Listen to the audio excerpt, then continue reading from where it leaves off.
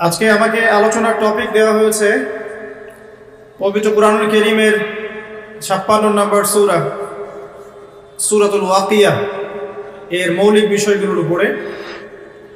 ইনশাআল্লাহ তাআলা আমি চেষ্টা করছি আমার ক্ষুদ্র জ্ঞানে উক্ত সূরার মধ্য থেকে কিছু মৌলিক শিক্ষা সকলের সামনে উপস্থাপন করার জন্য। ওয়া মা তাওফীকি ইল্লা বিল্লাহ আলাইহি তাওয়াক্কালতু ওয়া ইলাইহি উনীব। আল্লাহ পাকের কাছে দোয়া করি আল্লাহ পাক আমাদের সবাইকে যেন আলোচনা শুনে বুঝে আমল করার তৌফিক দান করেন, আমিন। সূরাতুল ওয়াকিয়া পবিত্র কুরআনের 56 নম্বর সূরা, যেখানে আল্লাহ রাব্বুল আলামিন 96টি আয়াত নাযিল করেছেন এবং এটি একটি মাক্কি সূরা, অর্থাৎ এই সূরাটি রাসূলুল্লাহ সাল্লাল্লাহু আলাইহি ওয়াসাল্লামের মাক্কি যুগে নাযিল হয়েছে। আর আমরা জানি যে মাক্কি যুগে যে সূরাগুলো নাযিল হয়েছে এগুলো মোটামুটিভাবে পরকাল কেন্দ্রিক, জান্নাত জাহান্নামের বর্ণনা থাকে, ঈমান কেন্দ্রিক, আল্লাহর মারিফত কেন্দ্রিক হয়ে থাকে এবং মাদানী সূরা যেগুলো আছে সেগুলোর মধ্যে হুকুম আহকাম বিধিবিধানগুলো বেশি হয়ে থাকে। সূরাতুল ওয়াকিয়া এমনই একটা সূরা যেটা রাসূলুল্লাহ সাল্লাল্লাহু আলাইহি ওয়াসাল্লামের মাক্কি জীবনে নাযিল হয়েছে। আমরা কি একটু বলতে পারবো রাসূলুল্লাহ সাল্লাল্লাহু আলাইহি ওয়াসাল্লামের মাক্কি জীবন কাকে বলে? কত বছর নবী সাল্লাল্লাহু আলাইহি ওয়াসাল্লাম মক্কায় ছিলেন? তার পুরো নববী জীবনটা কত বছরের? 23 বছর। কত বছর মক্কায় ছিলেন? মোটামুটি ভাবে 13 বছর। তারপরের 10 বছর কোথায় ছিলেন? মদিনা। তো সূরাতুল ওয়াকিয়া এর ফজিলত সম্পর্কে আগে দুটো কথা বলি। প্রথম যে বর্ণনাটা বলছি সেটা হলো রাসূলুল্লাহ সাল্লাল্লাহু আলাইহি ওয়াসাল্লামকে একবার আবু বকর সিদ্দিক রাদিয়াল্লাহু আনহু বলেছিলেন, ইয়া রাসূলুল্লাহ, বলুন সাল্লাল্লাহু আলাইহি ওয়াসাল্লাম, আপনি তো বৃদ্ধ হয়ে যাচ্ছেন বা আপনাকে খুব বৃদ্ধ দেখাচ্ছে, বয়স্ক দেখাচ্ছে। তখন নবী সাল্লাল্লাহু আলাইহি ওয়াসাল্লাম বলেছিলেন যে আল কোরআনের 5টা সূরা আমাকে বৃদ্ধ বানিয়ে দিয়েছে। কয়টা সূরা? 5টা। সেই 5টা হচ্ছে 1 নাম্বার সূরাতুল ওয়াকিয়া, 1 নাম্বার কি? 2 নাম্বার সূরাতুল হুদ, সূরা হুদের নাম শুনেছেন? আচ্ছা। 3 নাম্বার সূরাতুল মুরসালাত ওয়াল মুরসালাত, সূরা মুরসালাত। 4 নাম্বার সূরাতুত তাকবীর ইযা আশ-শামসু কুওয়িরাত। আরেকটা হচ্ছে সূরা নাবা আম্মা ইয়াতাসাআলুন। এই 5টা সূরা নবী সাল্লাল্লাহু আলাইহি ওয়াসাল্লামকে বৃদ্ধ বানিয়ে দিয়েছেন। এখানে বৃদ্ধ মানে কি? এই সূরাগুলোর মধ্যে এমন পরকালীন বর্ণনা দেওয়া আছে যেগুলো শোনার পরে আমাদের দুনিয়ার মায়া মহব্বত চলে যাবে ইনশাআল্লাহ। মানুষ তখন পরকালের বাসিন্দা হওয়ার চেষ্টা করবে ইনশাআল্লাহ তাআলা। এর মধ্যে সূরা ওয়াকিয়া একটা। অন্য একটা বর্ণনা পাওয়া যায় আব্দুল্লাহ বিন মাসউদ রাদিয়াল্লাহু আনহু থেকে, যদিও এই বর্ণনা নিয়ে অনেকের মাঝে কিছু ইখতিলাফ আছে। কেউ বলেছেন এটা একটু দুর্বল, আবার কেউ কেউ বলছেন এটা হাসান বা সহিহ। তো এখানে একটু মত পার্থক্য আছে, তারপরেও আমি ফজিলতটা বলছি। তিনি বলছেন যে সূরাতুল ওয়াকিয়া যে ব্যক্তি প্রত্যেক রাতে তেলাওয়াত করবে, সূরাতুল ওয়াকিয়া যে ব্যক্তি প্রত্যেক রাতে তেলাওয়াত করবে, আল্লাহ রাব্বুল আলামিন ইনশাআল্লাহ ওই ব্যক্তিকে দরিদ্র রাখবেন না। একজন সাহাবী ইন্তেকালের আগে তার মেয়েদেরকে বলে যাচ্ছিলেন, তোমরা সূরা ওয়াকিয়া তেলাওয়াত করো। সূরা ওয়াকিয়া যে তেলাওয়াত করবে প্রতিনিয়ত প্রত্যেক রাতে, ইনশাআল্লাহ দারিদ্রতা তাকে স্পর্শ করবে না। যদি আমরা প্রাচুর্য চাই এবং হালাল সম্পদের প্রাচুর্য চাই, আমাদের উচিত হবে সূরা ওয়াকিয়ার উপর আমল করা। আল্লাহ পাক তৌফিক দান করুন। এবার আসুন, এই সূরার মধ্যে মোটামুটি ভাবে 4টা থেকে 5টা অংশ আছে। প্রথম অংশটাতে আল্লাহ রাব্বুল আলামিন ইযা ওয়াকাআতিল ওয়াকিয়া এখান থেকে শুরু করে প্রায় 10 নম্বর আয়াত পর্যন্ত আল্লাহ রাব্বুল আলামিন এখানে কিয়ামতের কথা বলছেন, যে কিয়ামত অবশ্যম্ভাবী, এটা ঘটবেই, এ বিষয়ে কোনো সন্দেহ নাই। এবং কিয়ামত যখন ঘটবে তখন মানুষ 3টা দলে ভাগ হয়ে যাবে। কয়টা দল? 3টা। একটা হচ্ছে ডান পার্শ্বওয়ালা আসহাবুল ইয়ামিন, যারা আল্লাহ রাব্বুল আলামিনের ডান দিকে থাকবে। একদল হচ্ছে আসহাবুশ শিমাল, যারা আল্লাহ রাব্বুল আলামিনের বাম দিকে থাকবে। আর এখানে বলা হচ্ছে আসহাবুল মাইমানাতি ওয়া আসহাবুল মাশআমা, অর্থাৎ ডানপন্থী এবং বামপন্থী। দুনিয়াতে যেমন আছে না ডানপন্থী বামপন্থী, আল্লাহ রাব্বুল আলামিনের কাছেও কিয়ামতের মাঠে একদল মানুষ আল্লাহ পাকের ডান দিকে থাকবে, আরেকদল থাকবে আল্লাহ পাকের বাঁ দিকে।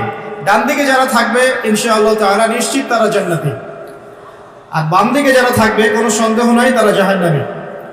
এর সাথে সম্পৃক্ত একটা হাদিস আছে যে মেরাজের রাতে যখন নবী সাল্লাল্লাহু আলাইহি ওয়াসাল্লাম আল্লাহ পাকের সাথে সাক্ষাতের জন্য গিয়েছিলেন, তখন প্রথম আসমানে তার সাথে দেখা হয়েছিল আমাদের পিতা, আদি পিতা আদম আলাইহিস সালাম।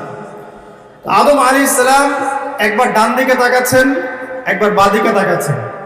যখন তিনি ডান দিকে তাকান তখন হাসতে শুরু করেন, আর যখন বাঁ দিকে তাকান তখন তিনি কাঁদতে শুরু করেন। এই দৃশ্যটা দেখে নবী সাল্লাল্লাহু আলাইহি ওয়াসাল্লাম জিবরাইল আলাইহিস সালামকে বলেছিলেন এর কারণ কি। তখন জিবরাইল আলাইহিস সালাম বলেছিলেন যে আদম আলাইহিস সালাম যখন ডান দিকে তাকান তখন তার সেই সব সন্তানদেরকে দেখতে পান যারা জান্নাতি, তখন তিনি হেসে ওঠেন, এবং যখন তিনি বাঁ দিকে তাকান সেই সব সন্তানকে দেখতে পারেন যারা জাহান্নামী, এটা দেখে তিনি কেঁদে ওঠেন। এখানে আমরা সেটাই পাচ্ছি। আরেকটা দলের কথা এখানে বলা হয়েছে আস-সাবিকুন আস-সাবিকুন, অর্থাৎ অগ্রগামী, যারা প্রত্যেকটা ক্ষেত্রে অগ্রগামী। অর্থাৎ হাসরের মাঠে তিনটা দল দেখতে পারবো আমরা। এক দল আল্লাহ রাব্বুল আলামিনের ডান দিকে যারা আসহাবুল মাইমানা, একটা দল হচ্ছে আল্লাহ পাকের বাম দিকে আসহাবুল মাশআমা, আর একটা দল হবে আস-সাবিকুন আস-সাবিকুন যারা আল্লাহ রাব্বুল আলামিনের সামনে থাকবে। কোথায় থাকবে? সামনে। এরা হচ্ছে অগ্রগামী। নবীগণ, সিদ্দিকগণ, শহীদগণ তারা এই শ্রেণীর অন্তর্ভুক্ত হবে ইনশাআল্লাহ। আল্লাহ, আমরা দোয়া করি আল্লাহ পাক যেন আমাদেরকে তাদের অন্তর্ভুক্ত হওয়ার তৌফিক দান করেন। এরপরে সূরার একটা ফেজ আছে। প্রথম ফেজ মানে অংশের মধ্যে এই বিষয়টা আপনি পাবেন। দ্বিতীয় অংশে গিয়ে আপনি পাবেন যে জান্নাতি যারা আসহাবুল মাইমানা তাদের নিয়ামত কি দেয়া হবে, তাদেরকে আল্লাহ পাক কি নিয়ামত দিবেন, এটা আল্লাহ রাব্বুল আলামিন এই সূরার প্রায় 40 নম্বর আয়াত পর্যন্ত আলোচনা করেছে। ঠিক আছে, এরপর আল্লাহ রাব্বুল আলামিন 41 নম্বর আয়াত থেকে শুরু করেছেন বাম দিকওয়ালা যারা তাদের কি শাস্তি হবে, এই শাস্তিগুলোর ডিটেইলস বর্ণনা সূরা ওয়াকিয়ার 41 নম্বর আয়াত থেকে শুরু করে মোটামুটি ভাবে 60 নম্বর আয়াত পর্যন্ত আপনি পাবেন। এরপরে 60-এর পরে 61 নম্বর আয়াত থেকে একটা নতুন অধ্যায় শুরু হচ্ছে যে এই পৃথিবীতে আল্লাহ পাক আমাদেরকে যে নিয়ামতগুলো দিয়েছেন এইগুলোর কথা আল্লাহ পাক স্মরণ করে দিচ্ছেন মোটামুটি ভাবে 74 নম্বর আয়াত পর্যন্ত। আর 75 নম্বর আয়াত থেকে শুরু করে শেষ পর্যন্ত আল্লাহ রাব্বুল আলামিন বলছেন কোরআন নাজিল হওয়া, কোরআনের গুরুত্ব, এর পবিত্রতা, মাহাত্ম্য এবং কোরআন অনুযায়ী আমলের গুরুত্ব এবং কোরআন অস্বীকারীদের পরিণতি, এবং শেষে গিয়ে আল্লাহ রাব্বুল আলামিন বলছেন এই তিন দলের মধ্যে কোন দলের পরিণতি কি হবে এবং আমরা কোন দলের অন্তর্ভুক্ত হতে চাই। এভাবে আল্লাহ রাব্বুল আলামিন সূরাটাকে শেষ করেছে। আমরা শুরুটা করতে চাচ্ছি শেষের অংশ থেকে, কারণ শেষের অংশের মধ্যেই মূল মেসেজটা আপনি পাবেন, পরেরগুলো আস্তে আস্তে আসবে রিলেটেড ভাবে। আমি শেষ থেকে শুরু করার চেষ্টা করছি, আল্লাহ পাক তৌফিক দান করুন, আমিন। আল্লাহ রাব্বুল আলামিন শেষের দিকে বলছেন 75 নম্বর আয়াতে, এখান থেকে বোঝার চেষ্টা করুন। আমরা জানি রাসূলুল্লাহ সাল্লাল্লাহু আলাইহি ওয়াসাল্লাম এমন একটা যুগে ছিলেন যে যুগটাকে আমরা বলি আইয়ামে জাহিলিয়াত। কি বলি আমরা? কেন আইয়ামে জাহিলিয়াত বলি? কারণ ওই যুগের মানুষেরা জাহেলি কাজের সাথে সম্পৃক্ত ছিল। প্রশ্ন আসবে কি কি কাজ তাহলে জাহেলি কাজ? উত্তর হচ্ছে ওই যুগের মানুষরা মোটামুটি ভাবে 5টা কাজ বেশি করতো। কয়টা কাজ ভাই? 5টা। একটু মনে রাখবেন, আমার সাথে একটু লাইভলি থাকেন। 1 নাম্বার, ওই যুগের মানুষরা শিরক করত। তাদের জীবনের প্রতিটা ক্ষেত্রেই তারা শিরকের পাপে নিমজ্জিত ছিল। 1 নাম্বার, তারা স্ট্যাচু ওয়ার্শিপ করত, মৃত মানুষের পূজা করত, তারা মাধ্যম পূজা করত, তারা কেউ কেউ নাস্তিকতায় বিশ্বাসী ছিল, কেউ বা আল্লাহ পাকের বিধান মানত না কিন্তু আল্লাহকে বিশ্বাস ঠিকই করত। তো শিরকের পাপ ছিল তাদের কমন পাপ, তারা প্রকৃতি পূজাও করেছে। দ্বিতীয় পাপটা ছিল সুদ। ওই যুগের মানুষেরা রিবা বা সুদের সাথে সম্পৃক্ত ছিল। এটা ছিল ওই যুগের অর্থনৈতিক মহামারী। এরপরে ওই যুগের মানুষরা মাদক দ্রব্যের সাথে সংশ্লিষ্ট ছিল। সমাজের একটা বড় অংশের মানুষ মাদক দ্রব্য সেবন করত। চতুর্থ পাপটা ছিল নারীর অবমাননা। ওই যুগের মানুষেরা নারী জাতিকে খুব একটা মূল্যায়ন করতো না। আমরা জানেন কন্যা সন্তানকে জীবিত কবর পর্যন্ত দেয়া হয়েছে। নারীদের বৈবাহিক তেমন কোনো অধিকার ছিল না, সম্পত্তির অধিকার তো অনেক দূরের কথা। জেনা ব্যভিচার একটা নিত্য নৈমিত্তিক ব্যাপার ছিল। ধর্ষণ, পরকীয়া, জেনা, ব্যভিচার, মেয়েদেরকে বিক্রি করা, এগুলো খুব কমন বিষয় ছিল। আর 5 নম্বর সমস্যা ছিল গোত্রীয় হানাহানি। সামান্য ইস্যুতেই বড় বড় যুদ্ধ হয়ে যেত বিভিন্ন গোত্রের মধ্যে। মূলত এই 5টাই ছিল আইয়ামে জাহিলিয়াতের সবচেয়ে বড় সমস্যা। এরকম একটা সমাজে নবী সাল্লাল্লাহু আলাইহি ওয়াসাল্লামকে আল্লাহ পাক নবী করে পাঠালেন এবং 40 বছর পর্যন্ত কিন্তু ওহী আসেনি নবী সাল্লাল্লাহু আলাইহি ওয়াসাল্লামের কাছে, তারপরেও তিনি কোনোদিনও কোনো পাপের সাথে সম্পৃক্ত হন নাই। এখন সমাজের এই অসঙ্গতিগুলো নবী সাল্লাল্লাহু আলাইহি ওয়াসাল্লাম দূর করতে চাইতেন। এ কারণে যুবক বয়সে তিনি হিলফুল ফুজুর তৈরি করেছিলেন। কিন্তু হিলফুল ফুজুর সমাজের পুরো পাপের যে শেকড়, এটাকে উপড়ে ফেলতে সক্ষম হয়নি। কারণ একটা সমাজকে সংস্কার করতে হলে, অন্ধকারাচ্ছন্ন একটা সমাজকে আলোকিত করতে হলে মানুষের মস্তিষ্ক প্রসূত জ্ঞান, বিদ্যা আর বুদ্ধি যথেষ্ট নয়। প্রয়োজন হচ্ছে আল্লাহ পাকের পক্ষ থেকে ওহীর জ্ঞান। কি প্রয়োজন বলেন? আল্লাহ পাকের পক্ষ থেকে ওহীর জ্ঞান। কিন্তু সেই ওহীর জ্ঞান কিন্তু 40 বছর পর্যন্ত আসেনি। এসেছে 40 বছরে গিয়ে নবী সাল্লাল্লাহু আলাইহি ওয়াসাল্লাম যখন হেরা গুহায় আছেন, তখন তার কাছে আসলো প্রথম সূরা আলাকের 5টি আয়াত। ইকরা বিসমি রাব্বিকাল্লাযী খালাক, তারপর কি? খালাকাল ইনসানা মিন আলাক, ইকরা ওয়া রাব্বুকাল আকরাম আল্লাযী আল্লামা বিল কলম আল্লামাল ইনসানা মা লাম ইয়ালাম। আগে একটু এটা অর্থগুলো দেখি। আল্লাহ পাক বলছেন, যে সমাজটা আপনি পরিবর্তন করতে চাচ্ছেন, এই সমাজের পরিবর্তন এভাবে হবে না। আগে কি করতে হবে? ইকরা, আগে পড়তে হবে। কি পড়তে হবে? বিসমি রাব্বিকাল্লাযী খালাক, আপনার সেই রবের নামে যিনি আপনাকে সৃষ্টি করেছেন। যে জ্ঞান আপনাকে আল্লাহ পর্যন্ত পৌঁছে দিবে, সেই জ্ঞান চর্চা আপনাকে করতে হবে। এটা 1 নম্বর। 2, খালাকাল ইনসানা মিন আলাক, যে আল্লাহ মানুষকে আলাক থেকে সৃষ্টি করেছেন, অর্থাৎ মানুষ এমনি এমনি পৃথিবীতে আসে নাই, তার একজন সৃষ্টিকর্তা আছেন। ইকরা ওয়া রাব্বুকাল আকরাম, আপনি পড়ুন আপনার সেই রবের নামে যিনি মহামান, মহিমান্বিত, মহা সম্মানিত। আল্লাযী আল্লামা বিল কলম, যিনি মানুষকে কলম দ্বারা জ্ঞান শিক্ষা দিয়েছেন। পড়ার সাথে লেখার সম্পর্ক আছে। আল্লামাল ইনসান মা লাম ইয়ালাম, মানুষকে সেই জ্ঞান শিক্ষা দিয়েছেন যা মানুষ জানতো না। আল্লাহ পাক আদম আলাইহিস সালামকে সৃষ্টি করেই প্রথমে তাকে সমস্ত নাম শিক্ষা দিয়েছেন। ওয়া আল্লামা আদামাল আসমাআ কুল্লাহা, আল্লাহ পাক বলছেন আমি আদমকে সমস্ত নাম শিক্ষা দিয়েছি।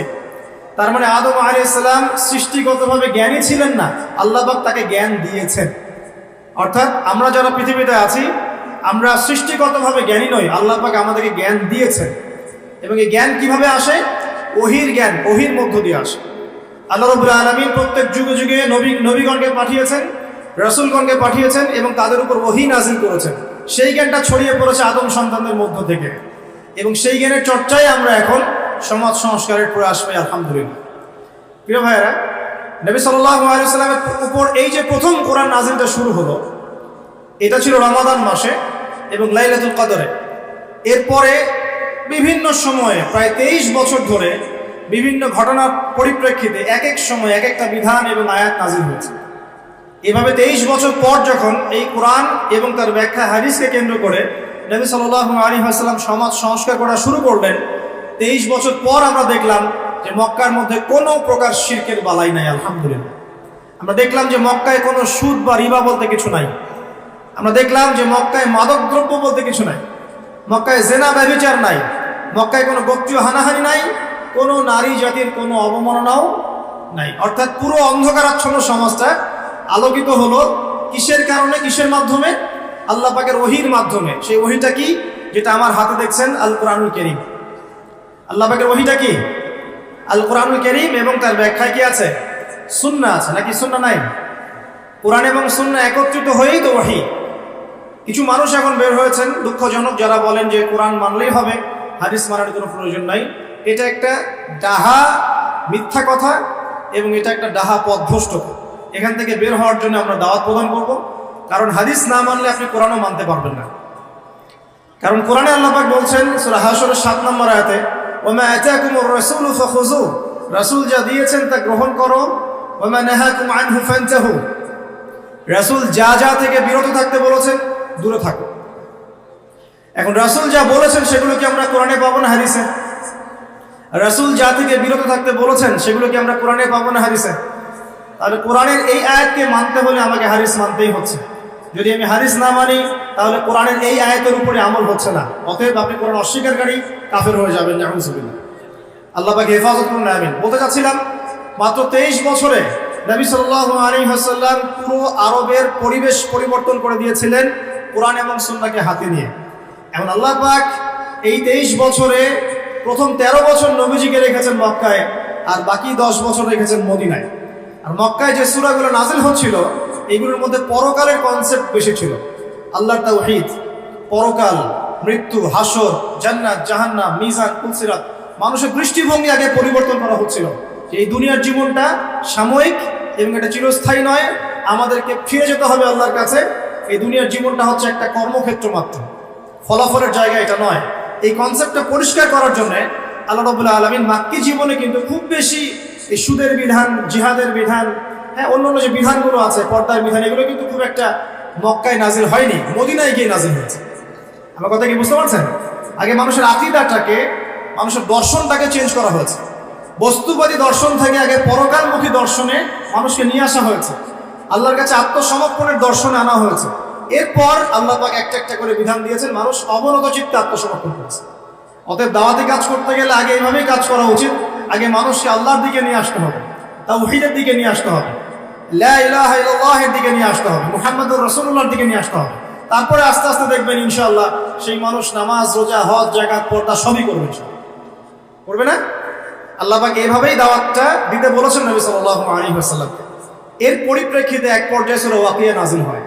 যে কোনো মাক্কি সূরা আপনি দেখবেন সেখানে হিস্ট্রি পাবেন, পূর্ববর্তী নবীদের ঘটনা পাবেন, আগেকার আম্বিয়া কেরামের ঘটনা পাবেন, জান্নাতের বর্ণনা পাবেন, জাহান্নামের আযাবের বর্ণনা পাবেন, মৃত্যু, পরকাল, মিজান, পুলসিরাত এগুলোর কথা পাবেন মাক্কি সূরাগুলোর মধ্যে। সূরা ওয়াকিয়ার মধ্যে আল্লাহ পাক এটাই বলেছেন। আমি শেষ থেকে করছি এই কারণে, আল্লাহ পাক বলছেন বিসমিল্লাহির রহমানির রহিম, ফালা উকসিমু বিমাওয়াকি'ন নুজুম। খেয়াল করুন, আল্লাহ পাক বলছেন আমি কসম করছি, আল্লাহ পাক বলছেন আমি কসম করছি নক্ষত্রগুলোর অবস্থান স্থলের। একটু কথাগুলো খুবই উঁচু মানের, উঁচু বালাঘাতের, একটু মনোযোগ দিতে হবে। আল্লাহ পাক বলছেন যে আমি কসম করছি নক্ষত্রগুলোর অবস্থান স্থলের। এটা একটা বিশাল কসম, ইন্নাহু লাকাসামুন লাউ তা'লামুনা আযীম।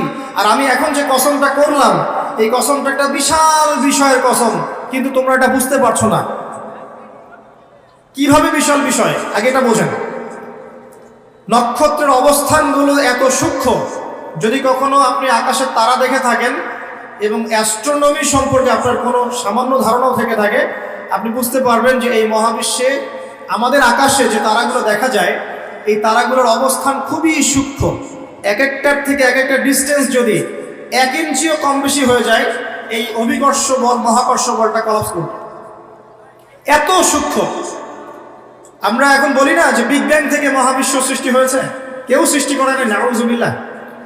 অথচ এই মহাবিশ্বের প্রতিটা গ্রহ, নক্ষত্র, গ্যালাক্সি, সৌরজগৎ, চন্দ্র, সূর্য, পৃথিবী এগুলো এত সূক্ষ্ম গাণিতিক ব্যাখ্যায় আছে, এত সূক্ষ্ম গাণিতিক সূত্র মেনে চলে, যার একটু ডানে বামে গেলেই মহাবিশ্ব কলাপস করবে। শুধু যদি সূর্যটাকে 1 হাত এগিয়ে দেওয়া হয়, তাহলে এই পৃথিবীর অর্ধেকের বেশি জায়গা মরুভূমি হয়ে যাবে। আর যদি সূর্যটাকে 1 হাত পিছিয়ে দেওয়া হয়, তাহলে এই পৃথিবীর একটা বড় অংশ বরফের চাদরে ঢেকে যাবে। শুধু যদি চাঁদকে একটু এগিয়ে দেওয়া হয়, পৃথিবীর একটা বড় অংশ সমুদ্রের পানিতে ভেসে যাবে। আর চাঁদকে যদি একটু পিছিয়ে দেওয়া হয়, ভাটা পড়ে যাবে, সাগরের স্রোত পাবেন না আপনি। কথাগুলো বুঝতে হলে আপনাকে অ্যাস্ট্রোনমি জানতে হবে, কিছুটা হলেও আপনাকে এগুলো পড়াশোনা করতে হবে। আল্লাহ পাক বলছেন তারাগুলোর অবস্থানের কসম করছি আমি আল্লাহ। আর তোমরা যদি জানতে যে কসমটা কত বিশাল, অর্থাৎ এটা একটা বিশাল মানের কসম, তারাগুলোর অবস্থানের কসম। এখানে কোরআনের আয়াতকে তারার সাথে তুলনা কেন করা হচ্ছে, একটা বিষয় আছে। আপনি যদি তারাগুলোর অবস্থান স্থল মেলাতে পারেন, আপনি পথ খুঁজে পাবেন। মনে করেন পৃথিবীতে কোনো ঘড়ি নাই, সব শেষ, আপনি সমুদ্রে চলাফেরা করছেন, কোন দিক পূর্ব, কোন দিক পশ্চিম, কোনটা উত্তর, কোনটা দক্ষিণ, আপনি বুঝতে পারবেন অনলি তারা দেখে, আর কোনো সুযোগ নাই। আগেকার নাবিকরা এইভাবে তারা দেখে পথ চলত। একটু রিল্যাক্সে যদি রাতের বেলা তারা দেখতে পারেন, আপনি দেখবেন আপনি খালি চোখেই বুঝতে পারবেন তারাগুলোর মধ্যে একটা গাণিতিক সূত্র আছে। যদি আপনি জ্যামিতি বুঝে থাকেন, এক একটা থেকে একটা ডিস্টেন্স, তার থেকে আরেকটা ডিস্টেন্স দেখবেন সমান। কারোর সাথে ত্রিভুজ আকৃতি, কারোর সাথে চতুর্ভুজের আকৃতি, কারোর সাথে বর্গাকৃতি তারাগুলো আছে, এত সূক্ষ্ম হবে। আল্লাহ পাক এগুলো এমনি এমনি সৃষ্টি করেন নাই। আল্লাহ পাক বলেছেন এই তারাগুলো হিফজন, মানে এগুলো শয়তানকে প্রতিহত করে দেয়। শয়তান যদি উপরে উঠে খবর নেওয়ার জন্য আল্লাহ পাক এরকম উল্কাপিণ্ড নিক্ষেপ করেন তাদের পিছনে। আল্লাহ পাক বলছেন তারাগুলোর অবস্থান স্থিতি তোমাদেরকে পথ দেখাবে, ঠিক যেমন কোরআনের আয়াতগুলো তোমাদেরকে পথ দেখায়। এখানে একটা বিষয় বোঝার চেষ্টা করুন। আপনি যদি তারাগুলোর অবস্থান মেলাতে পারেন তাহলে যেমন আপনি পথ খুঁজে পাবেন, ঠিক তেমনি আপনি যদি কোরআনের এক আয়াতকে আর এক আয়াতের সাথে মেলাতে পারেন তাহলে হেদায়েত খুঁজে পাবেন। আমি কি বোঝাতে পারছি?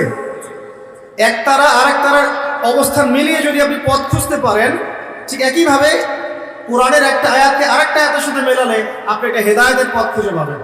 এই কারণে তারাগুলোর সাথে কোরআনের আয়াতকে তুলনা করা হচ্ছে।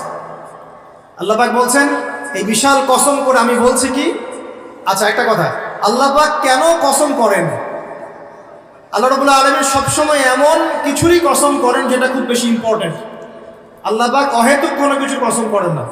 আল্লাহ পাক বলছেন ওয়াল আসরি, সময়ের কসম, মানে সময়টা খুব ইম্পর্টেন্ট জিনিস। আল্লাহ পাক বলছেন তিন ফলের কসম, তিন ফল গুরুত্বপূর্ণ। ও জাইতুন ইম্পর্টেন্ট। ও তুরি সিনিন, তুর পাহাড়, সিনাই পাহাড় ইম্পর্টেন্ট। ও দুহা, অপরাহ্নের শপথ। ও লাইল, রাতের শপথ। ঠিক আছে? আল্লাহ পাক কোনো ক্ষেত্রে ফালা ওয়া রাব্বুক, তোমার রবের কসম, এটাও বলেছেন, নিজের কসম নিজে করেছেন। তো আল্লাহ পাক নিঃসন্দেহে সেই বিষয়ের কসম করেন যেটা আমাদের কাছে অনেক বেশি ইম্পর্টেন্ট। এখানে আল্লাহ পাক বলছেন আমি আকাশের তারার অবস্থান স্থলের কসম করছি, কসম করে বলছি। বিশাল বিষয়ের কসম করে আল্লাহ পাক একটা বড় কথাই বলতে যাবেন। একটা বড় বিষয়ে এর কসম করে নিশ্চয়ই একটা বড় কথা আসবে, এটা স্বাভাবিক, তাই না? আমরা যখন বলি আল্লাহর কসম করে বলছি এটা, আল্লাহর কসম করে বলছি ওইটা, তাহলে আল্লাহর কসম করলে আপনাকে তো একটা বড় কথাই বলতে হবে নাকি? সামান্য একটা বিষয় তো আপনি আল্লাহর কসম করবেন না, করবেন? একটা বিষয় মনে রাখবেন, মান হালাফা বিগাইরি ইসমিল্লাহি ফাকাদ কাফার, কেউ যদি আল্লাহ রাব্বুল আলামিন ছাড়া অন্য গায়রুল্লাহর নামে কসম করে সে ব্যক্তি কুফর করলো। কেউ যদি আল্লাহ ছাড়া অন্য কারো নামে কসম করে সে ব্যক্তি কুফরি করলো। যদি জীবনে কসম করতেই হয় আল্লাহ পাকের নামে করবেন। আর যদি আল্লাহর নামে কসম করেন তাহলে সত্য কথা বলতে হবে। আর আল্লাহর নামে কসম করে যদি আপনি মিথ্যা কথা বলেন তাহলে কাফারা দেওয়া লাগবে। ঠিক আছে? আল্লাহ পাক এখানে বড় কসম করে বলছেন যে ইন্নাহু লাকুরআনুন কারীম, নিঃসন্দেহে এই যে কোরআন এটা মহিমান্বিত। ফি কিতাবিম মাকনুন, এটা ওই যে সুরক্ষিত একটা কিতাব, সেখানে লিখিত আছে। কোন কিতাব এটা? লাওহে মাহফুজ। নাম শুনেছেন কি? আল কোরআন লাওহে মাহফুজে, সেখান থেকে প্রথম আসমানে এসেছে লাইলাতুল কদরে, একবারে নাজিল করা হয়েছে। এই প্রথম আসমান থেকে দীর্ঘ 23 বছর বিভিন্ন ঘটনা এবং কালের প্রেক্ষিতে কোরআনের বিভিন্ন অংশ নাজিল হয়েছে। প্রথম নাজিল হয়েছে লাওহে মাহফুজ থেকে প্রথম আসমানে, তারপর সেখান থেকে বিভিন্ন ঘটনার প্রেক্ষিতে নবী সাল্লাল্লাহু আলাইহি ওয়াসাল্লামের কাছে।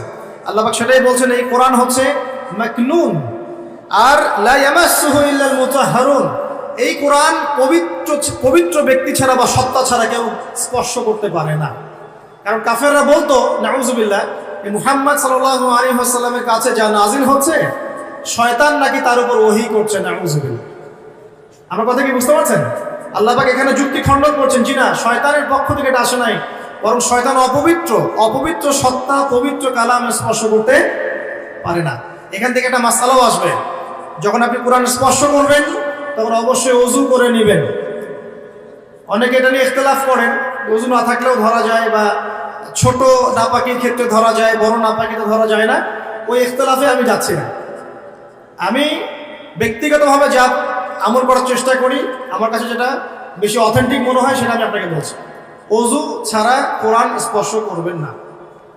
কোরআন তেলাওয়াত করতে হলে, স্টাডি করতে হলে অবশ্যই ওযু করে নিয়ে বসবেন ইনশাআল্লাহ। আল্লাহ পাক বলছেন লা ইয়ামাসসুহু ইল্লাল মুতাহহারুন, পবিত্র সত্তা ছাড়া কোরআন কেউ স্পর্শ করে না। এটা কি? তানজিলুম মির রাব্বিল আলামিন, আল কোরআন তোমার রব মানে মহাবিশ্বের প্রতিপালক আল্লাহর পক্ষ থেকে নাজিল হয়েছে। কোরআন কারো মন গড়া কথা নয়, কোনো অলিক গল্প বা উপন্যাস নয়।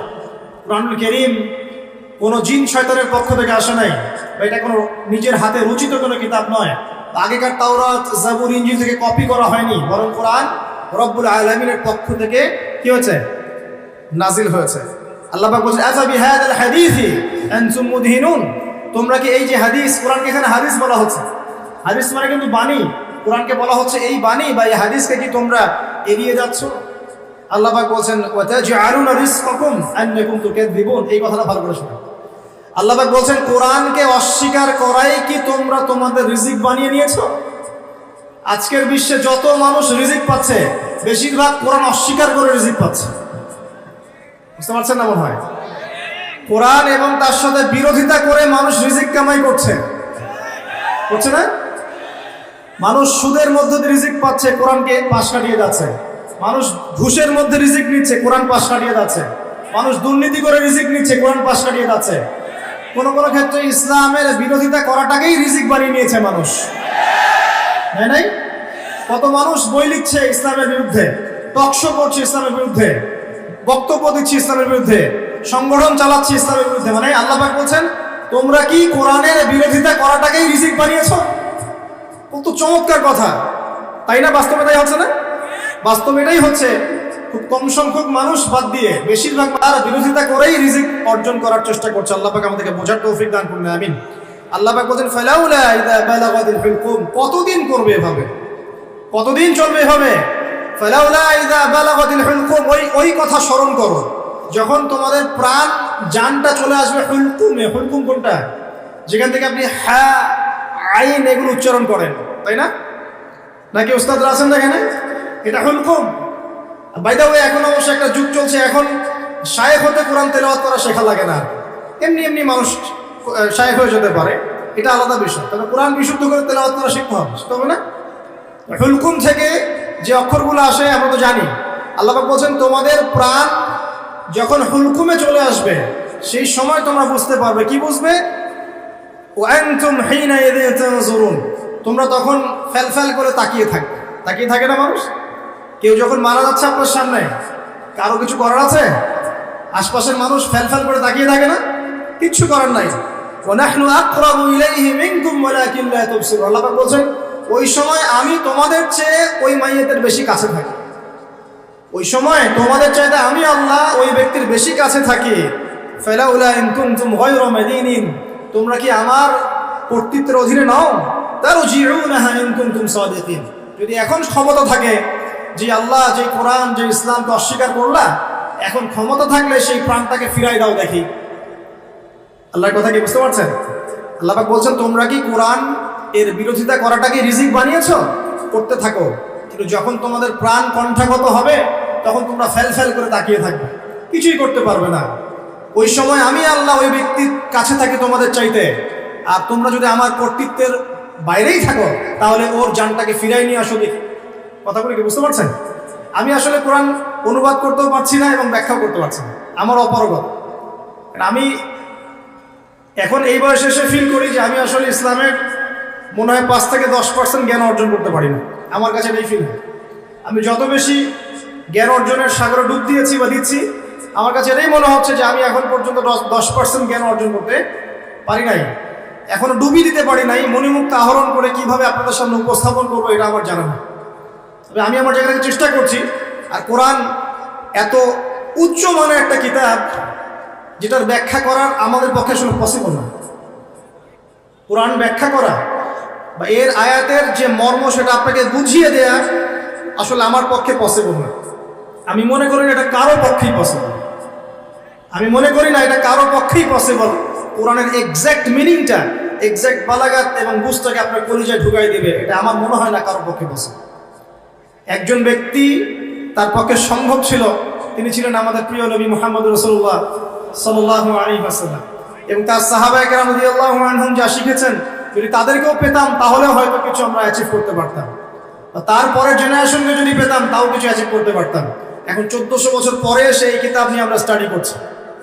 আর আমরা যারা এখন বেঁচে আছি, আমাদের মধ্যে কি সেই নূর আর মারিফত আছে যা নবী এবং সাহাবীদের যুগে ছিল? তাহলে কিভাবে আমি আপনাকে কোরআনের পুরো অথেন্টিসিটি এবং এই ইন্টারপ্রিটেশন আপনাকে বোঝাবো কিভাবে? আসলে আমার পক্ষে সম্ভব না, চেষ্টা করছি, শুধু অনুবাদ করে শোনাতে পারছি, আমি ব্যাখ্যা আপনার সামনে করতে পারছি না। আল্লাহ পাক মাফ করুন। আল্লাহ পাক শেষে গিয়ে বলছেন যে কোরআন বিরোধিতা করাটাকেই কি তোমরা রিজিক বানিয়ে নিয়েছো? জেনে রেখো, যদি কোরআনের বিরোধিতা করতে থাকো, একদিন তোমাদের মৃত্যু আসবেই। যেদিন আসবে সেদিন কণ্ঠনালীর কাছে চলে আসবে তোমাদের প্রাণ। ওই দিন আশপাশে বহু মানুষ থাকলেও কেউ তোমাদের কোনো উপকার করতে পারবে না, সবাই ফেল করে তাকিয়ে থাকবে। তোমার নিয়ন্ত্রণ আমার হাতে থাকবে এবং যদি ক্ষমতা থাকে আর তোমরা যদি আমার কর্তৃত্বের বাইরেই থেকে থাকো তাহলে ওই আত্মাটাকে ফেরত দিয়ে দেখিও সেদিন যদি তোমাদের ক্ষমতা থাকে। আমরা কি পারবো? অতএব আমাদের উচিত হবে কি, আল কোরআনের সামনে কি করা? আত্মসমর্পণ করা, নত হওয়া। এখন নত হওয়া মানে কি সেটা আমি 6টা সেন্টেন্সে বলছি আপনাকে। আল কোরআনের সামনে আত্মসমর্পণ করা বা নত হওয়ার মানেটা কি এটা আমি আপনাকে 6টা সেন্টেন্সে ব্যাখ্যা করছি। 1 নাম্বার, আমরা যারা বেঁচে আছি উম্মতে মুহাম্মাদি, আমাদের প্রত্যেকের উচিত হবে আল কোরআন আগে বিশুদ্ধ করে তেলাওয়াত করতে শেখা। এটা আমাদের প্রথম কাজ। শিখবো ইনশাআল্লাহ, আল্লাহ পাক তৌফিক এনায়েত করুন। এটা হচ্ছে ইসলামের পড়াশোনার একদম বেসিক প্রাইমারি স্টেজ। কোরআন তেলাওয়াত করা শেখাটা হচ্ছে দিনের পড়াশোনার একদম বেসিক স্টেজ। এরপরে আসে কোরআনের অনুবাদ শেখার ব্যাপার, কোরআনের আরবি ব্যাকরণ শেখার ব্যাপার, নাহু সরফ শেখার ব্যাপার, বালাগাত শিখতে হয়, তারপরে হাদিস আছে, তারপরে আপনার এই যে আকীদা আছে, ফিকহের বইগুলো আছে, উসুলের বইগুলো আছে, তারপরে আস্তে আস্তে বড় বড় কিতাবগুলো আপনাকে পড়তে হয়। তো এই যে সিলেবাসটা আপনার সামনে আছে, এই সিলেবাসটা কভার করার প্রথম স্টেজটা কি? আগে আপনাকে আল কোরআন বিশুদ্ধ করে তেলাওয়াত শিখতে হবে। নবী সাল্লাল্লাহু আলাইহি ওয়াসাল্লাম বলেছেন, খায়রুকুম মান তাআল্লামা আল কোরআন ওয়া আল্লামা, তোমাদের মধ্যে সেই ব্যক্তি শ্রেষ্ঠ, উত্তম যে ব্যক্তি নিজে আল কোরআন শেখে অন্যকে শেখায়। নবী সাল্লাল্লাহু আলাইহি ওয়াসাল্লাম একটা হাদিসে বলেছেন, আল্লাযী ইয়াকরাউল কোরআন ওয়া হুয়া মাহিরুন বিহি, যে ব্যক্তি কোরআন তেলাওয়াত করে এবং তার উপর দক্ষ হয়, মাহির হয়, মা'আস সাফরাতিল কিরামিন বাররা, সেই ব্যক্তি পরকালে সম্মানিত ফেরেশতাদের সাথে হাসর করবে ইনশাআল্লাহ।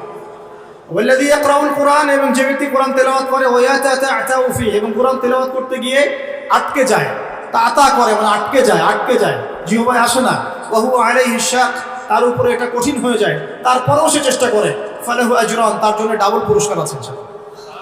নবী সাল্লাল্লাহু আলাইহি ওয়াসাল্লাম বলেন, মান ক্বারা হারফাম মিন কিতাবিল্লাহি ফালাহু হাসানাহ, কেউ যদি কোরআনের একটা হরফও তেলাওয়াত করে তার জন্য হাসানা বা নেকি থাকবে। আল হাসানাতু কা'আশরি আমসালিহা, আর একটা হাসানা 10 দিয়ে গুণ করা হবে, মানে একটা হরফ তেলাওয়াত করে 10 নেকি পাবেন ইনশাআল্লাহ। লা আকুলু আলিফ লাম মিম হারফুন, নবীজি বলেন আমি বলছি না যে আলিফ লাম মিম তিনটা মিলে একটা হরফ। নবীজি বলেন বাল আকুলু আলিফুন হারফুন ওয়া লামুন হারফ ওয়া মিমুন হারফুন, আমি বলছি আলিফ একটা হরফ, লাম একটা হরফ, মিম আরেকটা হরফ। একটু বলে দেই আপনাকে, আল কোরআনের মধ্যে 600টা পৃষ্ঠা আছে। কয়টা? 600 পৃষ্ঠাকে 30 পারায় ভাগ করা হয়েছে, মানে প্রত্যেক 20 পৃষ্ঠায় একটা করে পারা শেষ হবে, প্রত্যেক 20 পৃষ্ঠায় একটা পারা শেষ হবে। কোরআনের একটা পৃষ্ঠা খুলে দেখবেন যে এখানে মোটামুটি ভাবে 15টা লাইন থাকবে, প্রত্যেকটা লাইনে গড়ে এভারেজ 9টা থেকে 10টা করে শব্দ থাকে। এই হিসেবে কোরআনের একটা পৃষ্ঠার মধ্যে আপনি 135 থেকে 140টা শব্দ পাবেন। এখন এটাকে 600 দিয়ে গুণ করলে আপনি দেখবেন এখানে 77,800টার মতো শব্দ আছে, প্রায় অ্যাপ্রক্সিমেটলি নিয়ার অ্যাবাউট 78,000 ওয়ার্ডস এই কোরআনের মধ্যে আছে। আর মজার বিষয় হচ্ছে এই 78,000 শব্দগুলো সবগুলোই কিন্তু নতুন নতুন শব্দ নয়, বরং এই শব্দগুলো বের হয়েছে মাত্র 4 থেকে 4,500 শব্দ থেকে। মানে আপনি 4 থেকে 4,500 শব্দ, এর অর্থ, এর গ্রামার যদি বুঝতে পারেন ইনশাআল্লাহ আপনি 100% কোরআন বুঝতে পারবেন। কোরআনকে আল্লাহ পাক বলেন, ওয়ালাকাদ ইয়াসসারনাল কুরআনা লিযিকরি ফাহাল মিন মুদ্দাকির, আমি আল কোরআনকে বোঝার জন্য সহজ করে দিয়েছি, কেউ কি আছো উপদেশ গ্রহণ করবে? আল্লাহ পাক একই সূরার মধ্যে 4 বার বলেছেন, সূরা কমার আয়াত নম্বর 17, 22, 32, 40। তো প্রথম কাজ প্রিয় ভাইরা, এখন যদি আপনি শব্দগুলোকে এখন অক্ষর দিয়ে গুণ করেন, 78,000 শব্দকে যদি আপনি এখন অক্ষর দিয়ে গুণ করেন, দেখবেন এখানে প্রায় 5 থেকে 6 লক্ষ অক্ষর আছে। কতগুলো?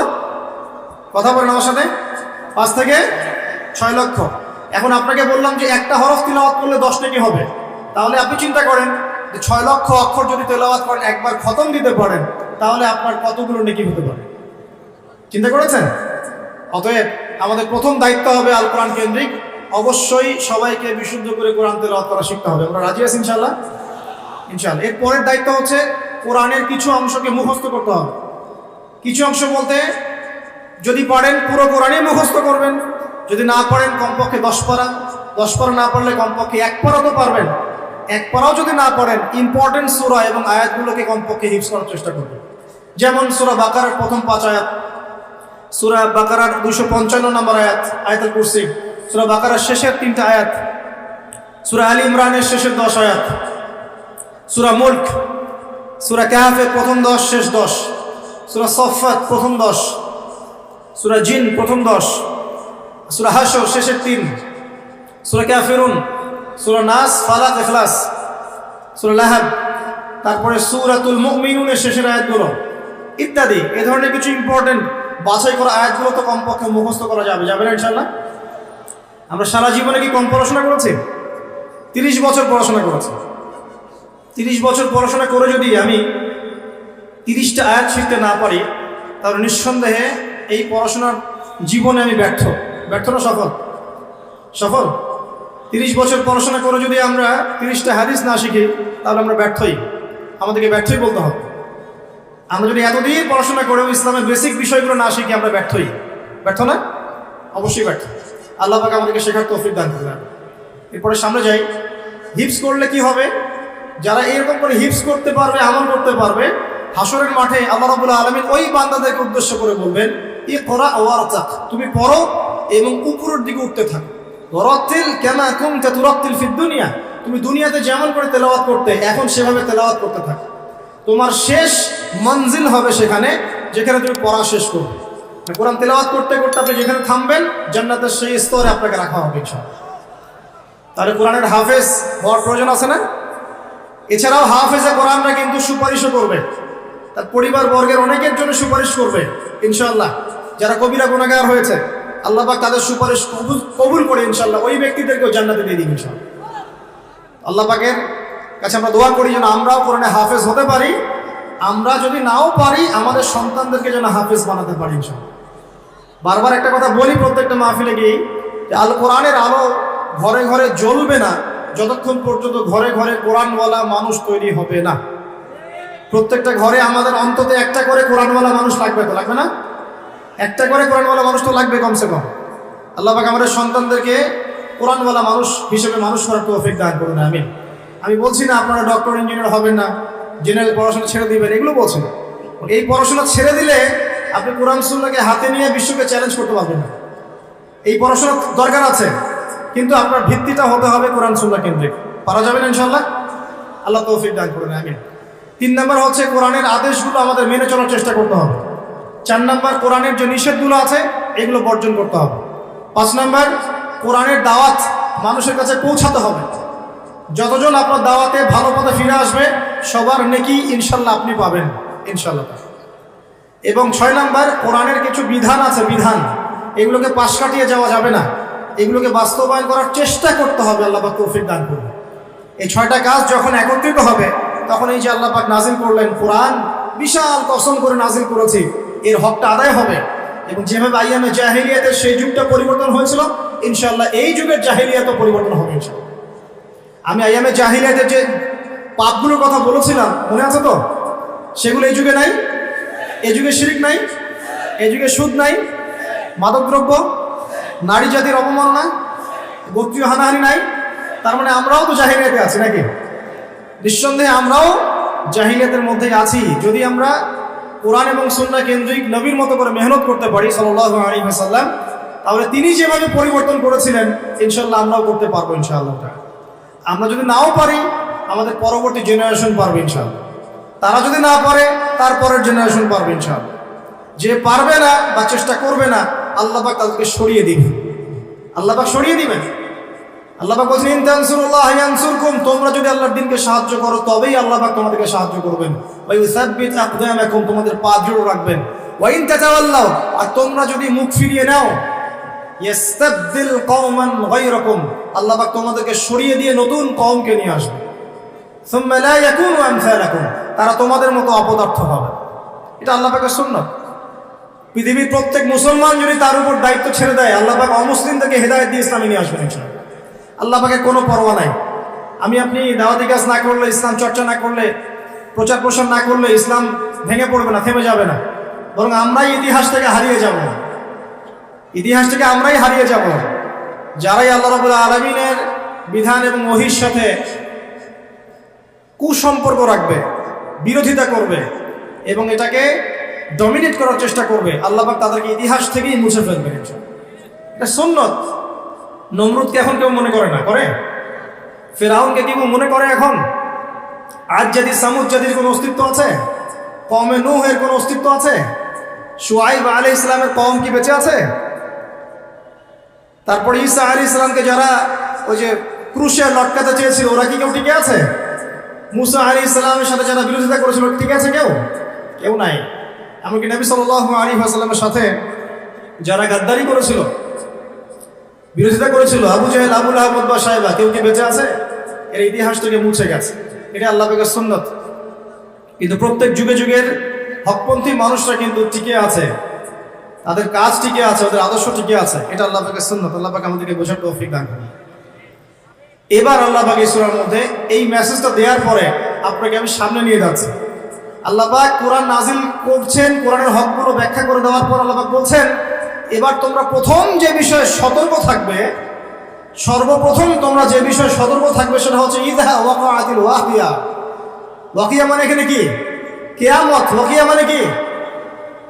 একটা আন্তর্জাতিক চক্রান্ত চলতেছে মানুষকে কিয়ামতের আলোচনা থেকে বিরত রাখার জন্য। কারণ কিয়ামতের আগে আগে বিশ্বে ইসলাম ছাড়া কিচ্ছু থাকবে না। পৃথিবীতে এখন যে ফিতনাগুলো দেখছেন এগুলো হয়তো আরো বাড়বে। হ্যাঁ, এগুলো বাড়বে, বাড়তে বাড়তে বাড়তে একটা পর্যায়ে যাবে যখন মাসিহুদ দাজ্জাল বের হবে এবং দাজ্জাল তার অনুসারীদেরকে নিয়ে বিশ্বটাকে শাসন করবে। ওটাই বিশ্বের শেষ শয়তানি শাসন। এরপর কোনো শয়তানি শাসন থাকবে না। এরপর আসছেন ইমাম মাহদি, তারপর ঈসা ইবনে মারিয়াম এবং ইসলামিক খেলাফা। তাদের 40 বছরের রাজত্ব শেষ না হওয়া পর্যন্ত কিয়ামত হবে না ইনশাআল্লাহ। আল্লাহ পাক সবচেয়ে বেশি গুরুত্ব দিচ্ছেন, শুরুই করছেন সূরাতে ইযা ওয়াকাআতিল ওয়াকিয়া। স্মরণ করো কিয়ামতের কথা, যখন কিয়ামত হবে। তাহলে এই আলোচনার প্রয়োজন আছে না? কেন প্রয়োজন? বিকজ সচেতনতা, যে সিচুয়েশন সম্পর্কে সচেতন থাকলে আপনি সমস্যাগুলো সলভ করার একটা পথ বের করতে পারবেন। এই তো, নাকি কিয়ামত হবে জন্য আমরা সবাই হাত গুটিয়ে বসে থাকবো? এটা কি আলোচনার উদ্দেশ্য? পাশে আগুন লেগেছে, আগুনটা আস্তে আস্তে এদিকে আসছে। এখন যদি আমি মনে করি আচ্ছা আগুন আসবে, যখন আসুক এদিকেই তাকায় থাকি আমি, যখন আসবে তখন দেখা যাবে, এই ব্যক্তি কি বোকা না সফল? আর যদি আপনি সচেতন হন, আপনি দেখছেন আগুন আসছে, সতর্ক আছেন, আপনি তো বাঁচার কোনো পথ বের করবেন, চেষ্টা করবেন, পানি ঢালবেন, না হলে রাস্তা বের করবেন, কিছু তো একটা করবেন। এখন ফিতনা ফাসাদময় পৃথিবীর যদি ফিতনাগুলো রিড করতে না পারি, আগামী দিনগুলো কেমন হতে পারে একটা এস্টিমেট করতে না পারি, তাহলে আমি আসন্ন বিপদ মোকাবেলা করবো কিভাবে? কিছু মানুষ চাচ্ছে না যে সমাজের বুকে এই ফিতানগুলো নিয়ে কথা হোক, আখিরুজ্জামান এবং কিয়ামতগুলো নিয়ে কথা হোক এবং এর সলিউশনগুলো নিয়ে আলোচনা হোক। এটা একটা আন্তর্জাতিক চক্রান্ত চলছে। আল্লাহ পাক আমাদেরকে বোঝার তৌফিক দান করুন। এবং সেই চক্রান্তের অংশীদার যারা আছে, ভিতরের গাদ্দার, দাড়ি টুপি বলাই, তারা চাচ্ছে না যে আলোচনাগুলো সমাজে প্রচার হোক। খুব খেয়াল রাখবেন, নিজেদের বাইরের শত্রুকে চেনা খুব সহজ, ইন্টারনাল এনিমিদেরকে চেনা এত সহজ নয়। আর মনে রাখবেন, বাইরের শত্রু আপনার এত বেশি ক্ষতি করবে না, ভিতরের শত্রুদের কারণে আপনাকে মার খেতে হবে। জুলুমের শিকারও হবেন আপনি এবং অপবাদও শুনবেন আপনি। এটা অপবাদ, এটা তো অবাক হচ্ছি না আমি এই কারণে, বিকজ শেষ জামানায় সত্য হবে মিথ্যা, মিথ্যা হবে সত্য। সত্যবাদীকে মানুষ মিথ্যাবাদী বলবে, আর ফাসেক, মিথ্যাবাদী, মিথ্যুক, ভণ্ডকে মানুষ সত্যবাদী মনে করা শুরু করবে। মানুষ দিনকে রাত করবে, রাতকে দিন করবে, ন্যায়কে অন্যায় করবে, অন্যায়কে ন্যায় করবে। আমানতদার ব্যক্তিকে মানুষ খেয়ানতকারী বলবে, খেয়ানতকার ব্যক্তিকে মানুষ আমানতদার বলা শুরু করবে। সুবহানাল্লাহ, এই চলছে এখন সমাজে। তবে এগুলোতে আমরা অবাক হচ্ছি না, বিকজ আমরা জানি যে সিচুয়েশনটা আখিরুজ্জামানের দিকেই যাচ্ছে। এটা স্বাভাবিক, এটাই হবে, এটাই স্বাভাবিক, এমনই হবে। কিন্তু এর মধ্যেও আমাদেরকে আল্লাহর ভয়ে কলবে জীবিত রাখতে হবে, নবীর সুন্নতে আমল করতে হবে, চেষ্টা করতে হবে এই ফিতনা থেকে বাঁচার পথ ও পদ্ধতি বের করার। কমপক্ষে আপনি আপনার পরিবারটাকে নিয়ে ভাববেন। অন্যের কথা না হয় বাদই দেন, কিন্তু অ্যাটলিস্ট আপনি আপনার পরিবারটাকে নিয়ে চিন্তা করবেন। চিন্তা করে দেখবেন কোন পরিবেশে আপনি সন্তানকে মানুষ করছেন, কোথায় পড়াশোনা করাচ্ছেন, আপনার মেয়েটার সামনে কোন পরিবেশ ফেস করবে এই সমাজের মধ্যে, সে কি তার ইজ্জত ধরে রাখতে পারবে? চিন্তা করবেন, ওই মেয়ে কি তার সম্ভ্রমের অধিকার ঠিক মতো রক্ষা করতে পারবে? ও কি জেনায় লিপ্ত হওয়া থেকে বাঁচতে পারবে? ও কি ধর্ষণের শিকার হওয়া থেকে বাঁচতে পারবে? চিন্তা করে দেখেন একটু, কোন সিচুয়েশনে আমরা আমাদের প্রজন্মকে রেখে যাচ্ছি। আমার ভাই কি মাদক থেকে দূরে থাকতে পারবে? আমার ভাই কি মাদকাসক্ত পরিবেশ থেকে নিজেকে বাঁচাতে পারবে? শিরকের সয়লাভ চলছে, আমাদের ভাইরা কি তাওহীদ শিখতে পারবে? সিচুয়েশন রিড করেন। আল্লাহ পাক এই সূরার প্রথমেই আপনাকে নক করছেন, ইযা ওয়াকাআতিল ওয়াকিয়া। স্মরণ করো যখন কিয়ামত সংঘটিত হবে। লাইসা লিল ওয়াকাআতিহা কাযিবা, এই কিয়ামতের ব্যাপারটা মিথ্যা নয়, এটাকে কেউ মিথ্যা মনে করতে পারবে না। পারবে না। একটা শুধু আশার বাণী শুনিয়ে দেই যে 10টা আলামত না দেখা পর্যন্ত কিয়ামত হবে না। কয়টা আলামত? 10টা। তার মধ্যে প্রথম হচ্ছে মাসিহুদ দাজ্জাল, 2 ইয়াজুজ আর মাজুজ, 3 নবী ঈসা আলাইহিস সালামের আগমন, 4 দাব্বাতুল আরদ, 5 ইয়েমেন থেকে আগুন বের হবে, 6 3টা ভূমিকম্প, পূর্ব দিকে একটা, পশ্চিমে একটা, মাঝখানে একটা, 7 এই যে সরি এটা ছিল 4 5 6 7 8, 8 নাম্বার হচ্ছে আপনার পশ্চিম দিক থেকে সূর্য উদয়, একটা হচ্ছে দাব্বাতুল আরদ বলছি। আচ্ছা একটা আমি এই মধ্যে মনে করতে পারছি না, মানে এই 8টা আরো 2টা আছে, হাদিসটা প্রসিদ্ধ মাশহুর হাদিস, সব কিতাবে পাবেন। এইরকম 10টা আলামত ছাড়া, 10টা আলামত না হওয়া পর্যন্ত কিয়ামত সংঘটিত হবে না ইনশাআল্লাহ। আবার চেষ্টা করে দেখি। 1 নাম্বার মাসিহুদ দাজ্জাল, 2 নাম্বার হচ্ছে নবী ঈসা আলাইহিস সালামের আগমন, 3 নাম্বার হচ্ছে আপনার কি বললাম ইয়াজুজ এবং মাজুজ, 4 নাম্বার দাব্বাতুল আরদ, 5 নাম্বার ইয়েমেনের আগুন, 6 7 8 হচ্ছে আপনার 3টা ভূমিকম্প, 9 পশ্চিম দিক থেকে সূর্যোদয়। একটা মিস করে ফেলছি, এক্স্যাক্টলি না না আরেকটা আছে, বাতাস না, কে বলতে পারবেন? জি দুখান, রাইট, সুবহানাল্লাহ। কি নাম আপনার? আপনি হাদিয়া নিয়ে যান আমার কাছে। দুখান মানে হচ্ছে ধোঁয়া, মানে ধোঁয়া দিয়ে পুরো আকাশ ছেয়ে যাবে। তো এই 10টা কি এসেছে? 10টা এসেছে কি? 10টার একটাও কিন্তু আসে না, কিন্তু মাইনরগুলো কিন্তু সব দেখতে পারবেন না? এই উঁচু উঁচু বিল্ডিং এর প্রতিযোগিতা দেখা যায়। সমাজের সবচেয়ে দরিদ্র মানুষ যে উঁচু উঁচু বিল্ডিং নির্মাণ করছে, এটা কি দেখা যাচ্ছে? সর্বস্তরে সুদ দেখা যাচ্ছে। জেনা বাড়ছে না কমছে? মাদকদ্রব্য বাড়ছে না কমছে? অশ্লীলতা বেহায়াপনা বাড়ছে না কমছে? এই যে নগ্ন মুভিজ, পর্নোগ্রাফি বাড়ছে না কমছে? মুসলিমদের ফাটল বিভক্তি বাড়ছে না কমছে? সময় সংকীর্ণ হচ্ছে কিনা? আল্লাহর আযাব গজবগুলো আসছে কিনা একটা? মুসলিমরা সারা বিশ্বে মার খাচ্ছে কিনা? কতগুলো নেবেন? নারীরা কি ছেলেদের পোশাক পরছে? ছেলেরা কি মেয়েদের পোশাক পরছে? বলতে গেলে এটা নিয়ে আলোচনা করতে হবে। পরে নিয়েন, যেগুলো 10টা বাদ দিয়ে যতগুলো দেখা যায়, এগুলোর প্রায় 95% আমরা সমাজে দেখতে পাচ্ছি না? আচ্ছা, আল্লাহ পাক আপনাকে শুরুতেই সতর্ক করছেন যে আপনাকে আগে কিয়ামত সম্পর্কে সতর্ক থাকতে হবে। এটাকে কেউ মিথ্যা প্রতিপন্ন করতে পারবে না। তারপর কি? খাফিদাতুর রাফিআ, এটা কিছু মানুষকে উঁচু করবে, কিছু মানুষকে নিচু করবে। মানে যারা দুনিয়াতে আল্লাহ পাকের হুকুম আহকাম মেনে চলবে, কিয়ামতের মাঠে মাথা উঁচু করে থাকবে ইনশাআল্লাহ। আর যারা দুনিয়াতে আল্লাহ পাকের বিধিবিধানে পরোয়া করবে না, তার অবনত চিত্তে থাকবে, মাথা নিচু হয়ে যাবে ইনশাআল্লাহ। আজকে দুনিয়ায় মাথা উঁচু করে লাভ নাই। যদি আল্লাহ এবং তার রাসূলের বিরুদ্ধাচরণ করেন, কাল কিয়ামতে মাথা হেড হয়ে যাবে ইনশাআল্লাহ। আর আজকে ঈমানের কারণে যদি আপনার মাথা নিচু হয়ে থাকে, ইনশাআল্লাহ কাল কিয়ামতে আপনার মাথা উঁচু হবে ইনশাআল্লাহ। ইদা রুজ্জাতিল আরদু রাজ্জান, আল্লাহ পাক বলছেন যখন এই পৃথিবীর আরদ, জমিনটা প্রবলভাবে কম্পিত হতে থাকবে।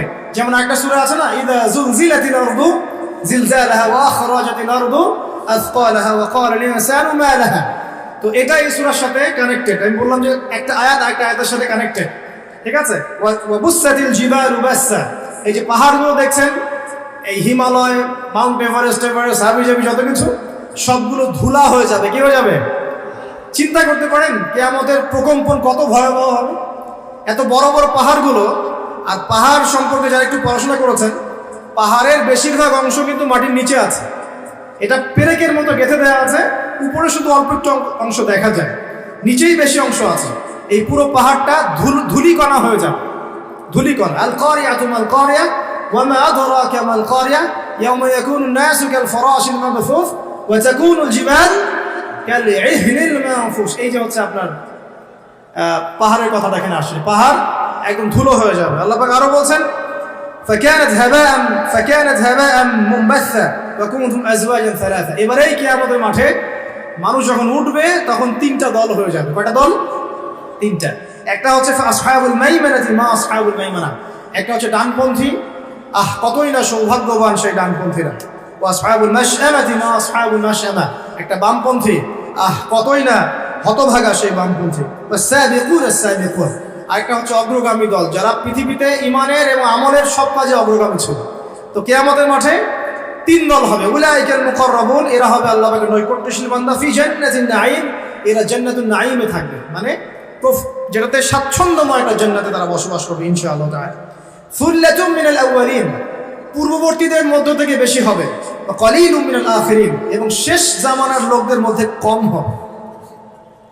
তাই না? যত দিন যাচ্ছে তত মানুষ খারাপ হচ্ছে না? তো এই জন্য আগেকার মানুষদের মধ্য থেকে বেশি জান্নাতে যাবে। তবে একটা সুসংবাদও আছে, একটু পরে আল্লাহ পাক আবার এটাও বলেছেন যে সুল্লাতুম মিনাল আউয়ালিন ওয়া সুল্লাতুম মিনাল আখিরিন, এটাও বলেছেন যে প্রথম দিকের মানুষ থেকেও বেশি, শেষ থেকেও বেশি। এখন যারা আমরা শেষের দিকে আছি, যারা ফিতনা ফাসাদময় পরিবেশে আছে, তাদের জন্য নবী সাল্লাল্লাহু আলাইহি ওয়াসাল্লাম বলেছেন যে তোমরা যদি এরকম ফিতনা ফাসাদময় পরিবেশেও ঈমান ধরে রাখতে পারো, তাহলে 50 জন সাহাবীর সমান নেকি পাবে। এমনকি এমন হাদিস আছে, কেউ যদি আল্লাহর নবীর কোনো মৃত সুন্নতকে জীবিত করতে পারে, সে 50 জন সাহাবীর নেকি পাবে। অন্য একটা হাদিসে আসছে 50 জন শহীদ সাহাবীর সমান নেকি হবে। সাহাবী বলছিলেন মিন হুম আও মিন্না ইয়া রাসূলুল্লাহ, হে আল্লাহর রাসূল, এই 50 জন কি আমাদের মধ্যে না ওদের মধ্যে? নবী সাল্লাল্লাহু আলাইহি ওয়াসাল্লাম বলেন বাল মিনকুম, তোমাদের মধ্য থেকে। সুবহানাল্লাহ। এখানে আপনি বুঝতে পারছেন কিয়ামতের সতর্কতা, আলামতগুলো রিড করবেন, সতর্ক থাকবেন, এবং কিয়ামতের মাঠে মানুষ 3টা দলে ভাগ হয়ে যাবে। বামপন্থীরা জাহান্নামী, ডানপন্থীরা জান্নাতি। এটা সাধারণ জান্নাতীরা, এবং সামনে যারা, এরা হচ্ছে সাবিকুনাল আউয়ালিন, মানে প্রত্যেকটা কাজেই অগ্রগামী ইনশাআল্লাহ। এরা জান্নাতুন নাঈমের মতো থাকবে। এখানে নবীগণ, শহীদগণ, সিদ্দিকগণ থাকবেন ইনশাআল্লাহ। আমরা দোয়া করি আল্লাহ পাক আমাদের সবাইকে সেখানে থাকার তৌফিক দান করুন। যদি সেখানে থাকতে নাও পারি, আল্লাহ পাক অ্যাটলিস্ট ডানপন্থীওয়ালা বানিয়ে দিন, আমিন। আল্লাহ পাক যেন বামপন্থীদের অন্তর্ভুক্ত না করেন, আমিন আমিন ইয়া রাব্বাল আলামিন। আল্লাহ পাক তার নবীর মাধ্যমে একটা হাদিস জানিয়েছেন, এটা বলে আমি সামনে যাই। নবীজি বলেছেন যে জান্নাতীদের মোট 120টা কাতার হবে। কয়টা? জান্নাতীদের মধ্যে মোট 120টা কাতার মানুষ হবে, যার মধ্যে 80টা কাতার হবে এই উম্মতে মুহাম্মাদির মধ্যে। এবার খুশি? আলহামদুলিল্লাহ। তাহলে 80টা কাতার ইনশাআল্লাহ আমাদের হবে। এবার একটা কষ্টের হাদিস শুনেন। নবীজি বলছেন যে ইন্না বানি ইসরাঈল তাফাররাকাত আলা 72 মিল্লাহ ওয়া তাফতারিকু উম্মতি আলা 73 মিল্লাহ। নিশ্চয়ই বনু ইসরাঈলরা 72 দলে ভাগ হয়ে গিয়েছিল, আর আমার এই উম্মাহ ভাগ হয়ে যাবে 73 দলে। কয় দলে? কুল্লুহুম ফিন্নার, প্রত্যেকটা দল জাহান্নাম, ইল্লা মিল্লাতান ওয়াহিদাতান, শুধু একটা মাত্র দল জান্নাতে। কিলা, বলা হলো মান হিয়া ইয়া রাসূলুল্লাহ, হে আল্লাহর রাসূল, তারা কারা? নবীজি বলছেন মা আনা আলাইহি ওয়া আসহাবি আল-ইয়াউমা, আজকের দিন আমি আর আমার সাহাবীরা যার উপর আছে। 1400 বছর আগের কথা। ওই সময় আল্লাহর রাসূল এবং তার সাহাবীরা যে আকীদা, আদর্শ, মানহাজ তার উপরে ছিলেন, এর উপর যারা থাকবে ইনশাআল্লাহ তারা জান্নাত। তো আমরা চেষ্টা করবো আমাদের প্রতিটা কাজ, আমল, আকীদা, মানহাজ যেন তাদের মতো হয়। আল্লাহ পাক তৌফিক দান করুন। এখানে একটা ভয়ের ব্যাপার আছে। আবার আরেকটা সুসংবাদ শোনো। নবীজি একদিন বসে সাহাবীদেরকে বলছেন, শোনো, এই উম্মতের মধ্যে 70,000 মানুষ আছে যারা বিনা হিসাবে জান্নাতে যাবে। বিনা হিসাবে, বিনা আযাবেও, মানে কোনো আযাবও নাই, কোনো হিসাবও নাই। সাহাবীরা এবার কথোপকথন করতে লাগলেন। নবীজি চলে গেছেন, এটা বলে চলে গেছেন। সাহাবীরা বলছেন যে তারা কারা হতে পারে, পরামর্শ করছেন। হয়তোবা তারা মুজাহিদরা, হয়তোবা শহীদরা, হয়তোবা অমুক, হয়তোবা তমুক। নবীজি আসলেন, এসে বললেন তোমরা কি নিয়ে কথা বলছো? সাহাবীরা বলছেন আমরা ডিসকাস করছিলাম যে ওই 70,000 কারা হতে পারে। নবীজি বলছেন সাল্লাল্লাহু আলাইহি ওয়াসাল্লাম, শুনে রাখো, ওই 70,000 মানুষের বৈশিষ্ট্য মূলত 4টা। কয়টা? 1, তারা শুভ অশুভ এসব লক্ষণে বিশ্বাস করে না, মানে কোনো শিরকের সাথে ওদের কোনো সম্পর্ক নেই। কথা বুঝতে পারছেন? আর আপনি তো ওই যে পেপার খুললেই দেখবেন কন্যা রাশির এই, সিংহ রাশির এই, ওই যে জ্যোতিষী আপনাকে শুভ বলছে, এটা অশুভ। আবার আপনি বলছেন হ্যাপি বার্থডে। হ্যাপি মানে কি? শুভ। হ্যাপি বার্থডে মানে শুভ জন্মদিন। তো আপনার ওই দিনটাতে শুভ হয়ে যাবে, কে গ্যারান্টি দিয়েছে? গ্যারান্টি আছে? আবার ওই যে কিছু উদ্বোধন করবেন, ফিতা কাটলেন, পাখি উড়িয়ে দিলেন, শুভ। বাসা থেকে বের হচ্ছেন, বিড়াল সামনে দিয়ে চলে গেল, একটু বসে যাই, যে অশুভ। আপনি অশুভে বিশ্বাস করছেন। ওই 70,000-এর প্রথম বৈশিষ্ট্য হচ্ছে তারা কোনো শুভ অশুভ বিশ্বাস করে। মনের মধ্যে এমন যদি ধারণা আসে, একটা দোয়া করে নেবেন। বলে দেবো দোয়াটা, আল্লাহুম্মা লা তায়রা ইল্লা তায়রুক ওয়া লা খায়রা ইল্লা খায়রুক ওয়া লা ইলাহা গায়রুক। হে আল্লাহ, তোমার দেয়া মন্দ ছাড়া কোনো মন্দ নাই, তোমার দেয়া কল্যাণ ছাড়া কোনো কল্যাণ নাই, ওয়া লা ইলাহা গায়রুক, আপনি ছাড়া কোনো ইলাই নাই। ব্যাস, তাওহীদে থাকবেন। 1 নাম্বার। 2, তারা আগুন দিয়ে, শেক দিয়ে গায়ে চিকিৎসা করে না। একটা শ্রেণী ছিল ওই সময় মাজুস, যারা অগ্নি পূজারী ছিল, আগুনের মধ্য দিয়ে তারা চিকিৎসা গ্রহণ করতো এবং তারা আগুন উপাসনা করতো। এখান থেকে নিষেধ করা হচ্ছে। 3 নাম্বার, তারা শরীরে কোনো উল্কি অঙ্কন করে না। উল্কি মানে কি? যে ট্যাটুস যেগুলো আপনারা অঙ্কন করছেন, অনেক ভাই জিম করে ট্যাটু বানায় আর কি। তো একটু আগে ভাইয়ের জিম থেকে ঘুরে আসছি, আলহামদুলিল্লাহ। অনেক দিন আগের স্মৃতি মনে পড়ে গেল আর কি। আল্লাহ পাক, দোয়া করে আল্লাহ পাক আমাদের ভাইদেরকে শরীর, আত্মা, মন সবকিছু সুস্থ রাখুক, আমিন। আর এটা পরামর্শ দিব যে আপনারা কায়িক পরিশ্রম করবেন, এবং এগুলো আমাদের উচিত ফিজিক্যাল এক্সারসাইজ করা উচিত। একটু ফিজিক্যাল গেমস খেলে কোনো সমস্যা নেই, কিন্তু হয়তো সময় নষ্ট করে খেলা দেখলে সমস্যা। যে খেলা আপনার ফিজিক্যাল উপকারিতা আছে আপনি খেলতে পারেন। কাদের কথা বলছেন? ডানপন্থী এবং অগ্রগামী, তারা সুউচ্চ আসনে হেলান দিয়ে বসে থাকবে। মুত্তাকিন আলাইহা মুতাকাবিলিন, তারা একে অপরের সাথে মুখোমুখি বসবে। পরিবেশটা চিন্তা করেন, হেলান দিয়ে আয়েশ করে মুখোমুখি বসে থাকবে ইনশাআল্লাহ তাআলা জান্নাতীরা। আল্লাহ পাক আরো বলেন, ইয়াতুফু আলাইহিম উইলদানুন মুখাল্লাদুন, তাদের চারপাশে ছোট ছোট গিলমান যারা থাকবে তারা ঘোরাফেরা করবে। জান্নাতে এমন গিলমান থাকবে, গিলমান খাদেম, ছোট ছোট বাচ্চা যাদের চেহারা হবে মণিমুক্তার মতো, এরা চারপাশে ঘুরতে থাকবে। কি নিয়ে ঘুরবে? বিআকওয়াবি ওয়া বারিক, এই যে কাপ, গ্লাস, জগ, ওয়া কাসিম মিন মাইন, এবং পানপাত্র, সুরা, যেই মাদক আল্লাহ পাক আপনার জন্য হারাম করেছেন দুনিয়ায়, জান্নাতে ইনশাআল্লাহ স্পেশাল আপনি ড্রিঙ্কস পান করতে পারবেন। এবং সেটা খেলে কোনো মাদকতাও আসবে না ইনশাআল্লাহ তাআলা, কোনো শরীরে কোনো ক্ষতিও হবে না, বরং উপকার হবে ইনশাআল্লাহ। লা ইউসাদ্দাউনা আনহা ওয়া লা ইউনজাফুন, এটা আপনার মস্তিষ্ক বিকৃতিও করবে না ইনশাআল্লাহ, এবং ইনশাআল্লাহ আপনার শারীরিক কোনো ক্ষতিও করবে না। আরও থাকবে ফিহা ফাকিহাতুন ওয়া ফাকিহাতুন মিম্মা ইয়াতাখায়্যারুন, আপনি যে ফল চান, যেটা আপনার ইখতিয়ার, যে ফল আপনি পছন্দ করেন, সেই ফল আল্লাহ রাব্বুল আলামিন আপনাকে দিবেন। ওয়া লাহমি তায়রিন মিম্মা ইয়াশতাহুন, এবং পাখির গোশত আল্লাহ পাক আপনাকে খাওয়াবেন ইনশাআল্লাহ। এই পাখি সম্পর্কে এই তাফসীরের মধ্যে আসছে, আমি সব তাফসীর বলার সময় পাচ্ছি না, যে পাখিগুলোর কাঁধ হবে উটের কাঁধের মতো উঁচু, এবং এরা ডানা মেলে উড়ে বেড়াবে। যদি আপনি চান আপনি সেটা খেতে পারবেন ইনশাআল্লাহ। আর যে ফলের কথা আসছে, যে কোনো ফল তো থাকবেই, স্পেশালি আপনাকে খাওয়ানো হবে আনার, কুল অর্থাৎ বড়ই, কলার কথা আসছে আমার, ঠিক আছে, আঙ্গুর, এগুলো থাকবে। এখানে বড়ইয়ের কথা আসছে একটা হাদিসে, যে একটা বড়ইয়ের স্বাদ হবে 72 রকম, একটা বড়ইয়ের কালার, রং হবে 72টা রঙের, যে রঙগুলো একটা থেকে আরেকটা ডিফারেন্ট, সেপারেট করা যাবে। সুবহানাল্লাহ, চিন্তা করেন। একটা হাদিসে আসছে জান্নাতের যে মাটিটা উর্বর, স্বর্ণের উর্বর, গাছ যেটা সেটার কাণ্ডগুলো স্বর্ণের, গাছের ছায়াটা এত লম্বা, 100 বছর যদি কেউ দৌড়ায় ছায়া শেষ করতে পারবে না। এবং এই মাটিতে যদি আপনি গাছ লাগাতে চান, দুনিয়া থেকে লাগাতে পারবেন ইনশাআল্লাহ। খালি বলতে হবে সুবহানাল্লাহ, আলহামদুলিল্লাহ, ওয়া লা ইলাহা ইল্লাল্লাহ, আল্লাহু আকবার, আর বলতে হবে সুবহানাল্লাহি ওয়া বিহামদিহি সুবহানাল্লাহিল আযীম। আপনার জান্নাতে গাছ অটোমেটিক লাগাতে থাকবে ইনশাআল্লাহ। আমরা কি ওইখানে মালিক হতে চাই? আল্লাহ পাক আমাদেরকে জান্নাতের মালিক হওয়ার তৌফিক দান করুন। এগুলো জান্নাতের নিয়ামত, আসলে বলে শেষ করতে পারবো না।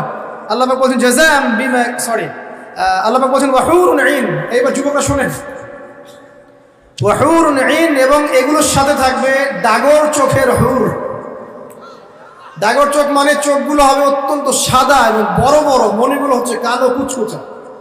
আল্লাহ পাক তাদেরকে স্পেশালি সৃষ্টি করেছেন হুরুন ঈন, যাদের কারো যদি পরনের আঁচলটার কোনা পৃথিবীতে নামিয়ে দেওয়া হতো, সারা পৃথিবী আলো আর সুগন্ধি দিয়ে ভরে যেত। আপনার স্ত্রী হবেন তারা ইনশাআল্লাহ, এবং আপনার স্ত্রীরাও যদি ভালো কাজ করেন, সৎ কাজ করেন, তাহলে স্বামী স্ত্রী দুজনেই জান্নাতে থাকতে পারবেন ইনশাআল্লাহ। 2 ধরনের নারী জান্নাতে দেওয়া হবে মুমিন পুরুষদের জন্য। আপনার স্ত্রী, এবং তার সৌন্দর্য অন্য হুরদের চেয়ে বেশি হবে অবশ্যই, এবং সবার বয়স হবে সেম এজে, 33 বছর, 30 থেকে 33। এখন যদি স্ত্রী একটু কালো হয়, দেখতে একটু অসুন্দর হয়, কষ্ট নিয়েন না, জান্নাতে ঢোকানোর সাথে সাথেই সুন্দর হয়ে যাবে, ঠিক আছে? এবং এত সুন্দরী হবে যে আপনি অন্যদিকে তাকানোর কোনো ফুরসতই পাবেন না। এবং এছাড়াও এক্সট্রা হুর আল্লাহ পাক আপনাকে দিবেন। এমনি সাধারণ জান্নাতির জন্যও 2টা করে স্ত্রী থাকবে ইনশাআল্লাহ। আর আল্লাহর পথে শহীদ যারা হবে, কয়টা স্ত্রী বলতে পারবেন? 72টা। কয়টা? আমি বলবো এতগুলো দিয়ে কি করবেন? আরে ভাই, জীবনটা তো অনন্তকালে। 30 বছর 60 বছরের জীবনেই তো আমাদের লাগতেছে 4 জন, নাকি? আর এত অনন্তকালের জীবন, কোটি কোটি বছর, কোনো মৃত্যু নাই, এতদিন কি করবো? এই জন্য বেশি বেশি। এখানে মেয়েদের একটা প্রশ্ন থাকে, তাহলে আমাদের জন্য কি? অবশ্যই আপনাদের জন্য স্বামীদের সৌন্দর্য এত বেশি হবে যে আপনি সেই স্বামী ছাড়া অন্যদিকে যেতেও চাবেন। আরো প্রশ্ন আছে, যদি একজন স্ত্রীর একাধিক স্বামী থাকে তাহলে কি হবে?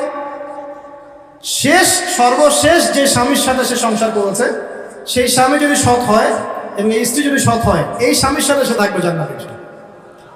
একজন সাহাবী হুযায়ফা রাদিয়াল্লাহু আনহু ইন্তেকালের সময় তার স্ত্রীকে বলছেন, আমার পরে আর বিয়ে করবো না, যদি আমার সাথে জান্নাতে থাকতে চাও তাহলে আমার পরে আর বিয়ে করো না। একজন সাহাবী মুআবিয়া রাদিয়াল্লাহু আনহু, তিনি আবু দারদা রাদিয়াল্লাহু আনহু স্ত্রীকে প্রস্তাব দিয়েছিলেন তার ইন্তেকালের পর। তো আবু দারদা রাদিয়াল্লাহু আনহু স্ত্রী অস্বীকার করছেন, রিফিউজ করলেন, না আমি বিয়ের প্রস্তাবে রাজি নই, না আমি আবু দারদার সাথে জান্নাতে থাকতে চাই। প্রিয় ভাইয়েরা, পরিবারগুলোকে জান্নাতি বানাতে হবে না? অতএব স্ত্রী, সন্তান, আহাল পরিবার, আত্মীয় স্বজন সবাইকে নিয়ে দিনটা চর্চা করবো ইনশাআল্লাহ তাআলা। আমরা যেন সবাই জান্নাতে থাকতে পারি, আল্লাহ পাক সেই তৌফিক আমাদের সবাইকে দান করুন, আমিন। আল্লাহ পাক আরো বলছেন, জাযাআ বিমা কানু ইয়ামালুন, এই জাযা কেন? দুনিয়াতে তারা যে আমল করেছিল, এই আমলের কারণে তাদেরকে এই জাযা দেওয়া হচ্ছে। লা ইয়াসমাউনা ফিহা লাগওয়ান ওয়ালা তা'সীম, জান্নাতে তারা কোনো রকম অসার আজে বাজে কথাও শুনবে না, কোনো গালিগালাজ কিচ্ছু শুনবে না। এই দুনিয়ায় আপনি আজে বাজে কথা, গীবত, তহমত, অপবাদ, সমালোচনা শুনছেন না? জান্নাতে এরকম কোনো কথাবার্তাও কেউ বলবে না ইনশাআল্লাহ। ইল্লা কিলান সালামান সালামান, শুধু সবাই একটাই কথা বলবে, সালাম সালাম, শান্তি এবং শান্তি, যেখানে আল্লাহ পাক স্বয়ং আমাদেরকে সালাম দিবে ইনশাআল্লাহ। ওখানে একটা কথা বলতে ভুলে গেছি, হুরুন আইনরা কিন্তু গানও শোনাবে, এবং তারা এমন গান শোনাবে যে এই গান পৃথিবীর কোনো মানুষ কখনো শোনাবে। ঠিক আছে? তাদের একটা বর্ণনা আসছে, তাদের সৃষ্টিটা আল্লাহ পাক এত উন্নত করেছেন যে বাহির থেকে তাদের যে আপনি মানে বডি, তার যে কালার, চামড়া থেকে শুরু করে মজ্জি, হাড্ডি, বাইরে থেকে সব দেখা যাবে এরকম, এত উঁচু স্তরের সৃষ্টি। প্রিয় ভাইরা, এখন যদি দুনিয়াতে জেনা থেকে বাঁচতে পারেন, ইনশাআল্লাহ হুর অপেক্ষা করছে। আর দুনিয়াতে যে ফ্রি মিক্সিং এ যাবেন আর দুনিয়ার এই নগ্ন হুর পরের পিছনে দৌড়ালে আর ওই হুর পাওয়া হবে না। কথা কি বুঝতে পারছেন? দুনিয়াতে ফ্রি মিক্সিং এ যায় না, জেনায় যায় না, হারাম রিলেশনশিপে যায় না, ব্যভিচার করেন না, পরকীয়া করেন না, ইনশাআল্লাহ আপনার জন্য আল্লাহ পাক স্পেশাল সৃষ্টি রেখে দিয়েছেন ইনশাআল্লাহ। আল্লাহ রাব্বুল আলামিন তো আমাদেরকে ক্ষমা করার জন্য এতটাই ব্যাকুল যে সামান্য একটা ইস্যুতে আল্লাহ পাক ক্ষমা করে দিতে পারে। আপনারা কিফিলের ঘটনা জানেন? সুবহানাল্লাহ, একজন ব্যক্তি ছিলেন বনু ইসরাঈলের, ইয়াং যুবক আমাদের মতো। সে প্রত্যেক রাতে একজন করে সুন্দরী নারী নিয়ে থাকতো, প্রত্যেক রাতে একজন। টাকা পয়সাও ছিল প্রচুর, প্রতি রাতে একটা করে মেয়ে লাগে, কিফল। এখন একদিন এরকম চলতে চলতে চলতে মেয়ে নিয়ে রাত কাটায় এবং মদ খায়, রাত কাটায় মদ খায়, করতে করতে এক রাতে এক মেয়েকে নিয়ে আসছে 60 দিনার দিয়ে। কত দিনার? 60 দিনার। 60 দিনার দিয়ে কিন্তু প্রায় আমার মনে হয় এটা 30 লাখ টাকার মতো হতে পারে, আমার ধারণা, আর কি আরো বেশি হতে পারে। একটা মেয়ে নিয়ে আসছে, সেই মেয়ের সাথে যখন সে সেক্সুয়াল সম্পর্ক করতে যাবে, সেই মেয়ে কান্নাকাটি করছে। সে মেয়ে বলছে, আমি আসলে সতী সাথী নারী, আমি খারাপ মেয়ে না, আজকে অভাবের তাড়নায় বাধ্য হয়ে আমাকে যে আসতে হয়েছে, এই জন্য আমি কান্নাকাটি করছি। কিফিলের মনের মধ্যে দয়া হলো, সে মেয়েটাকে ছেড়ে দিল, বললো যাও, তুমি চলে যাও, এবং তার যে 60টা দিনার সেটাও ফেরত না নিয়ে সেই মেয়েকে দিয়ে বললো, এই টাকা দিয়ে কিছু করে সংসার চালাও। ওই রাতে কিফিল মারা যায়। এই ব্যক্তির জানাজা কে পড়াবে, কে লাশ কবরে দিবে, কেউ আগ্রহী না। খারাপ মানুষের কাছে কেউ যেতে চায়?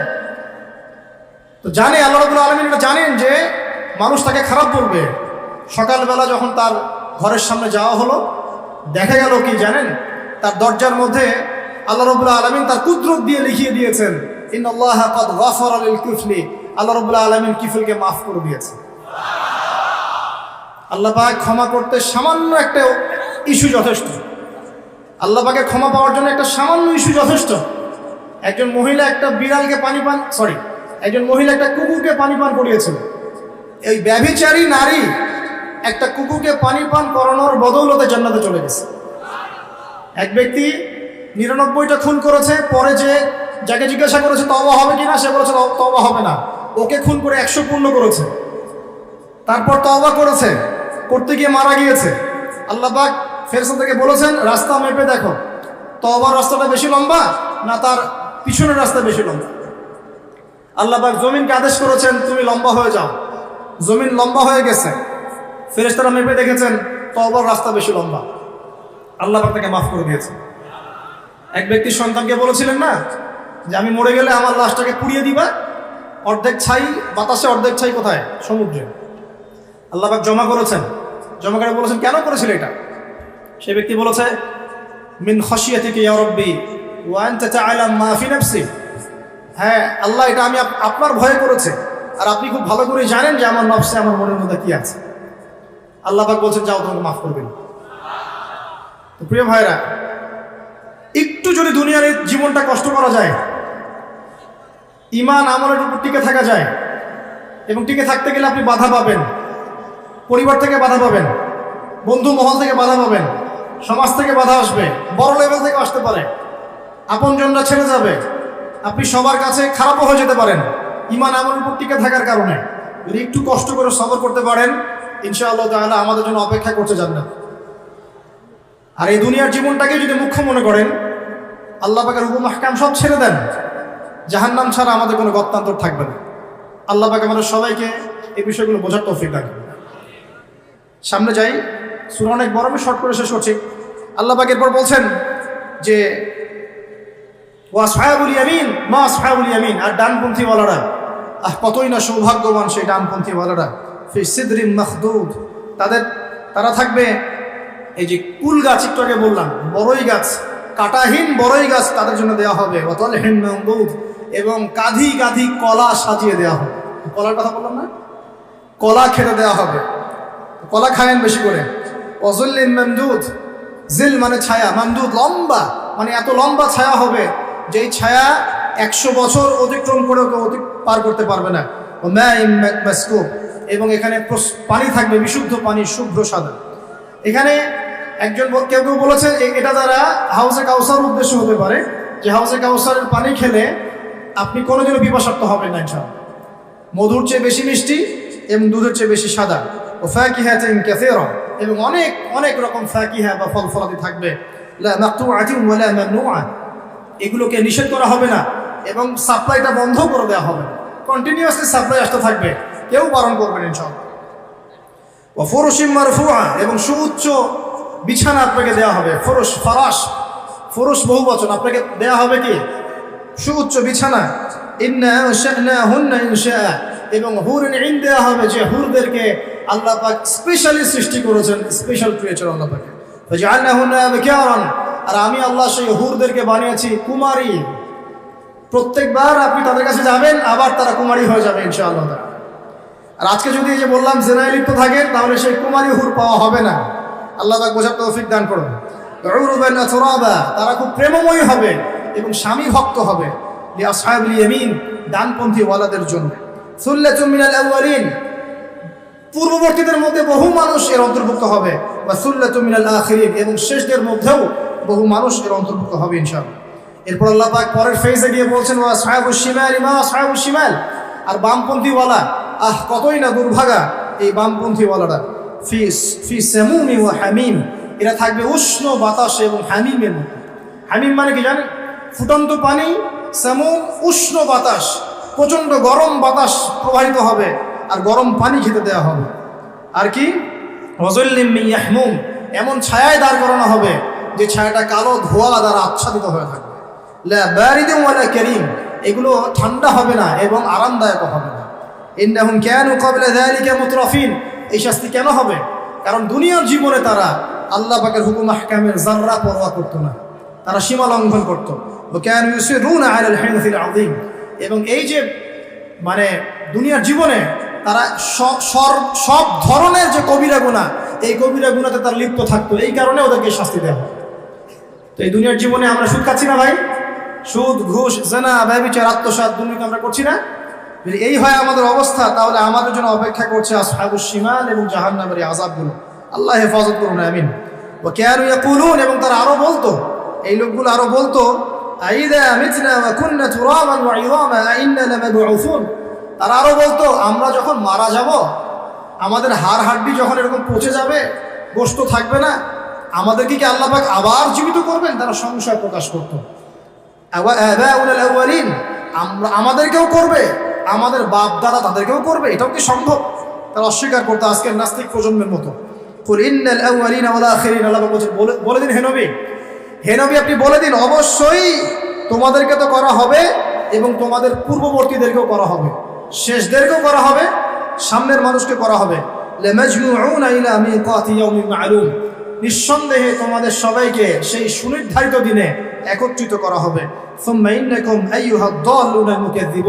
এরপর হে তোমরা পথভ্রষ্টরা এবং মিথ্যা প্রতিপন্নকারীরা, শুনে রাখো, তোমাদেরকে খাওয়ানো হবে জাক্কুম গাছের সেই তিক্ত বিষাক্ত ফল। এগুলো তোমাদের পেটের মধ্যে কোনো তৃপ্তি নিয়ে আসবে না, পেট ভরবে না এগুলোতে। হামিম, এবং তোমাদেরকে হামিমের শরাব পান করানো হবে, ফুটন্ত উত্তপ্ত পানি পান করানো হবে। এই উত্তপ্ত পানিটাও তোমরা তখন উটের মতো করে পান করবে। উট যেমন করে গটগট করে পানি পান করে, সেই উত্তপ্ত পানিও তোমরা গটগট করে পান করা শুরু করবে। হাদা নুজুলুহুম ইয়াউমাদ্দিন, এগুলো হবে জাহান্নামীদের সেই দিনের মেহমানদারি। নাহনু খালাকনাকুম ফালাউলা তুসাদ্দিকুন, আল্লাহ পাক বলেন আমি তোমাদেরকে সৃষ্টি করেছিলাম, তোমরা কি তারপরেও আমার প্রতি বিশ্বাস করবে না?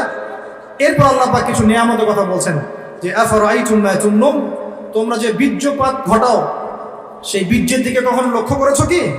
আনতুম তাখলুকুনাহু আম নাহনুল খালিকুন, তোমরা কি সেই বীর্য সৃষ্টি করেছো, না আমি আল্লাহ সেটা সৃষ্টি করেছি। নাহনু কদ্দারনা বাইনাকুমুল মাউত, আমি আল্লাহ তোমাদের মধ্যে মৃত্যু সৃষ্টি করেছি, মৃত্যুর সময় নির্ধারণ করেছি। ওয়ামা নাহনু বিমাসবুকিন, এবং আমাদেরকে বাধ্য করে, আমি আল্লাহ আমাকে বাধ্য করে এমন কোনো সত্তা নাই।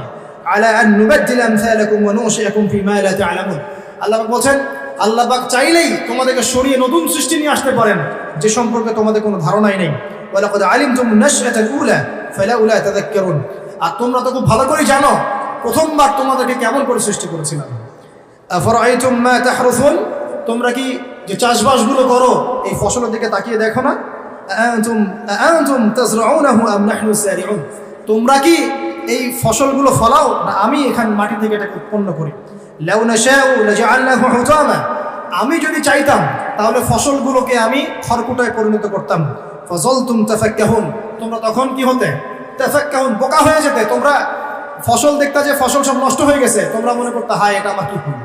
আল্লাহ বলছেন ইন্না লামুগরামুন, তোমরা বলতে আমরা তো ক্ষতিগ্রস্ত হয়ে গেলাম। বাল নাহনু মাহরুমুন, বরং তোমরা মাহরুম হয়ে গেলে। আফরাআইতুমুল মা আল্লাযী তাশরাবুন, তোমরা কি সেই পানির দিকে লক্ষ্য করো না যেই পানি তোমরা পান করছো?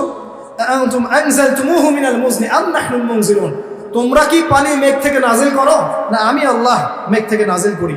লাউ নাশাউ জাআলনাহু উজাজান ফালাউলা তাশকুরুন, আমি আল্লাহ যদি চাইতাম তাহলে তোমাদের সমস্ত পানিকে লবণাক্ত বানিয়ে দিতাম, নোনা বানিয়ে দিতাম, তোমরা কি তবুও শুকরিয়া আদায় করবে না? আফরাআইতুমুন নারুল্লাতী তুরুন, তোমরা কি আগুনের দিকে দেখেছো কখনো? আগুনের দিকে তাকিয়ে কখনো কি শুকরিয়া আদায় করেছো? আনতুম আনশাতুম শাজারাতাহা আম নাহনুল মুনশিউন, এই গাছের কাঠগুলো কি তোমরা উৎপন্ন করো, না আমি আল্লাহ উৎপন্ন করি? নাহনু জাআলনাহা তাযকিরাতাও ওয়া মাতাআন লিল মুকওয়িন, এই আগুনটাকে আমি বানিয়েছি তোমাদের জন্য উপদেশ। উপদেশ কেন? কারণ এই আগুনটা হচ্ছে জাহান্নামের 70 ভাগের 1 ভাগ। আর আমরা যে আগুনটা ইউজ করি, এই আগুনটা ইউজ করানোর জন্য এই আগুনকে দুই বার সাগরের মধ্যে ঠান্ডা করা হয়েছে, তারপরে আগুনের এই শেপটা এসেছে। এই আগুন ছাড়া বিশ্বে আমরা কোনো কাজ করতে পারবো? এই আগুনের দিকে কখনো তাকিয়েছো? তোমরা কি আগুন কাঠ থেকে তোমরা যে আগুন জ্বালাও, এটা কি কাঠ তোমরা তৈরি করতে পারো? না আমি তৈরি করে দিই। আল্লাহ পাক বলছেন যে এই আগুনটাকে বানিয়েছি উপদেশ স্বরূপ। নাহনু জাআলনাহা তাযকিরাতান, এটাকে উপদেশ বানিয়েছে। মাতাআন লিল মুকওয়িন, এবং তোমাদের জন্য ভোগ উপকরণ বানিয়েছে। ফাসাব্বিহ বিসমি রাব্বিকাল আযীম, যদি আল্লাহ পাকের সমস্ত নিয়ামতগুলো তোমরা স্বীকার করে থাকো তাহলে এখনই বলো সুবহান রাব্বিয়াল আযীম, সুবহান রাব্বিয়াল আযীম। আমরা কোথায় বলি এটা? নামাজের রুকুতে। দেখুন কোথায় আমরা কি বলছি, যার অর্থ কি, কার সাথে কত বিষয় সম্পৃক্ত আছে, দেখেছেন? এরপর আল্লাহ বলছেন যে ফালা উকসিমু বিমাওয়াকি'ন নুজুম, প্রথমে যেটা বললাম আমি কসম করছি নক্ষত্রের অবস্থান স্থলের, ওয়াইন্নাহু লাকাসামুন লাউ তা'লামুন আযীম, নিশ্চয়ই এটা একটা বড় কসম যদি তোমরা জানতে। ইন্নাহু লাকুরআনুল কারীম, নিশ্চয়ই এটা হচ্ছে কোরআনুল কারীম। ফি কিতাবিন মাকনুন, এটা মাকনুন কিতাবে আছে। লা ইয়ামাসসুহু ইল্লাল মুতাহহারুন, পবিত্রতা অর্জনকারী ছাড়া এটাকে স্পর্শ করতে পারে না। তানজিলুম মির রাব্বিল আলামিন, এটা রব্বুল আলামিনের পক্ষ থেকে নাযিল করা হয়েছে। আফা বিহাযাল হাদীসি আনতুম মুদহিনুন, তোমরা কি এই হাদিসটাকে অস্বীকার করছো, এড়িয়ে যাচ্ছ? ওয়া তাজআলুন রিজকাকুম আন্নাকুম তুকাযযিবুন, অস্বীকার করাটাকে রিজিক বানিয়ে নিয়েছো। ফালাউলা ইযা বালাগাতিল হুলকুম, কখনো নয় যখন তোমাদের কণ্ঠের মধ্যে প্রাণ চলে আসবে। ওয়া আনতুম হিনা ইলাইহি তানজুরুন, সে সময় তোমরা ফেলফেল করে তাকিয়ে থাকবে। ওয়া নাহনু আকরাবু ইলাইহি মিনকুম ওয়ালাকিন লা তুবসিরুন, আল্লাহ পাক বলছেন আমি আল্লাহ ওই মাইয়িতের কাছে থাকি তোমাদের চাইতে, তোমরা বুঝতে পারো না, তোমরা জানো না। তারজিউনাহা ইন কুনতুম সাদিকিন, তোমরা যদি সত্যবাদী হও ওর প্রাণটা ফিরিয়ে নিয়ে আসো।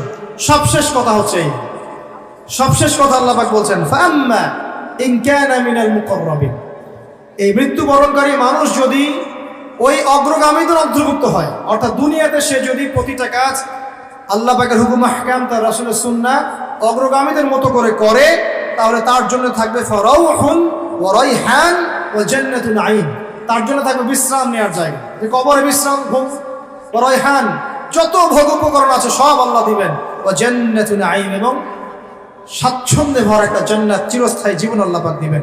এটা এক নম্বর শ্রেণী। দুই, ওয়া আম্মা ইন কানা মিন আসহাবিল ইয়ামিন, আচ্ছা অগ্রগামী না হয়েও যদি সে ডানপন্থী বলা হতে পারে, তাহলে ফাসালামুন লাকা মিন আসহাবিল ইয়ামিন, তাহলে ডানপন্থী ওয়ালাদের জন্যও সালাম আল্লাহর পক্ষ থেকে কি থাকবে? সালামুন আলাইকুম তিবতুম খালিদিনা ফিহা আবাদা, তোমরা এখানে চিরস্থায়ী হবে। আর তিন নাম্বার, ওয়া আম্মা ইন কানা মিনাল মুকাযযিবিন, আর যদি অগ্রগামী হতে না পারো, ডানপন্থী ওয়ালাও হতে না পারো, যদি তোমরা মিথ্যা প্রতিপন্নকারীদের অন্তর্ভুক্ত হও, আর দাল্লিন যারা পথভ্রষ্ট, ফানুজুলুম মিন হামিম, তাহলে তোমাদের জন্য থাকবে হামিম, ফুটন্ত পানি, ওয়া তাসলিয়াতু জাহিম, এবং জাহান্নামের মর্মান্তিক আযাব প্রবেশ। ইন্না হাযা লাহু হাক্কুল ইয়াকিন, আর এটা কোনো খেলতামাশা নয়, মিথ্যা কথা নয়, হাক্কুল ইয়াকিন, এটা হচ্ছে ধ্রুব সত্য কথা। অতএব ফাসাব্বিহ বিসমি রাব্বিকাল আযীম, তোমরা সবাই এই রব্বিয়াল আযীম, এই আযীম মহান রবের তাসবিহ পাঠ করো এবং বলো সুবহানা রাব্বিয়াল আযীম। আমরা সবাই বলি সুবহানা রাব্বিয়াল আযীম। সূরা ওয়াকিয়ার মধ্যে আল্লাহ রাব্বুল আলামিন প্রথমে কি বলেছেন? কিয়ামতের ভয়াবহতার কথা, তিন শ্রেণীর মানুষের কথা, ডানপন্থী ওয়ালাদেরকে আল্লাহ পাক কি নিয়ামত দিবেন, অগ্রগামীদেরকে কি নিয়ামত দিবেন, বামপন্থীদের কি অবস্থা হবে, এবং কোরআন কেন্দ্রিক আমাদের কাজগুলো কি। আল্লাহ রাব্বুল আলামিন এভাবে আমাদের প্রত্যেককে প্রত্যেকটা সূরা খুঁটে খুঁটে পড়ার তৌফিক দান করুন, ব্যাখ্যা সহ পড়ার তৌফিক দান করুন, বিশ্লেষণ করার তৌফিক দান করুন। আমাদের সবাইকে আল্লাহ পাক কোরআনওয়ালা বানিয়ে দিন, হাদিসওয়ালা বানিয়ে দিন, নবী সুন্নাহওয়ালা বানিয়ে দিন, এবং এই দুনিয়ার জীবনে কোরআন এবং সুন্নাহকে কেন্দ্র করে আমাদের সবাইকে এগিয়ে যাওয়ার তৌফিক আল্লাহ পাক দান করুন।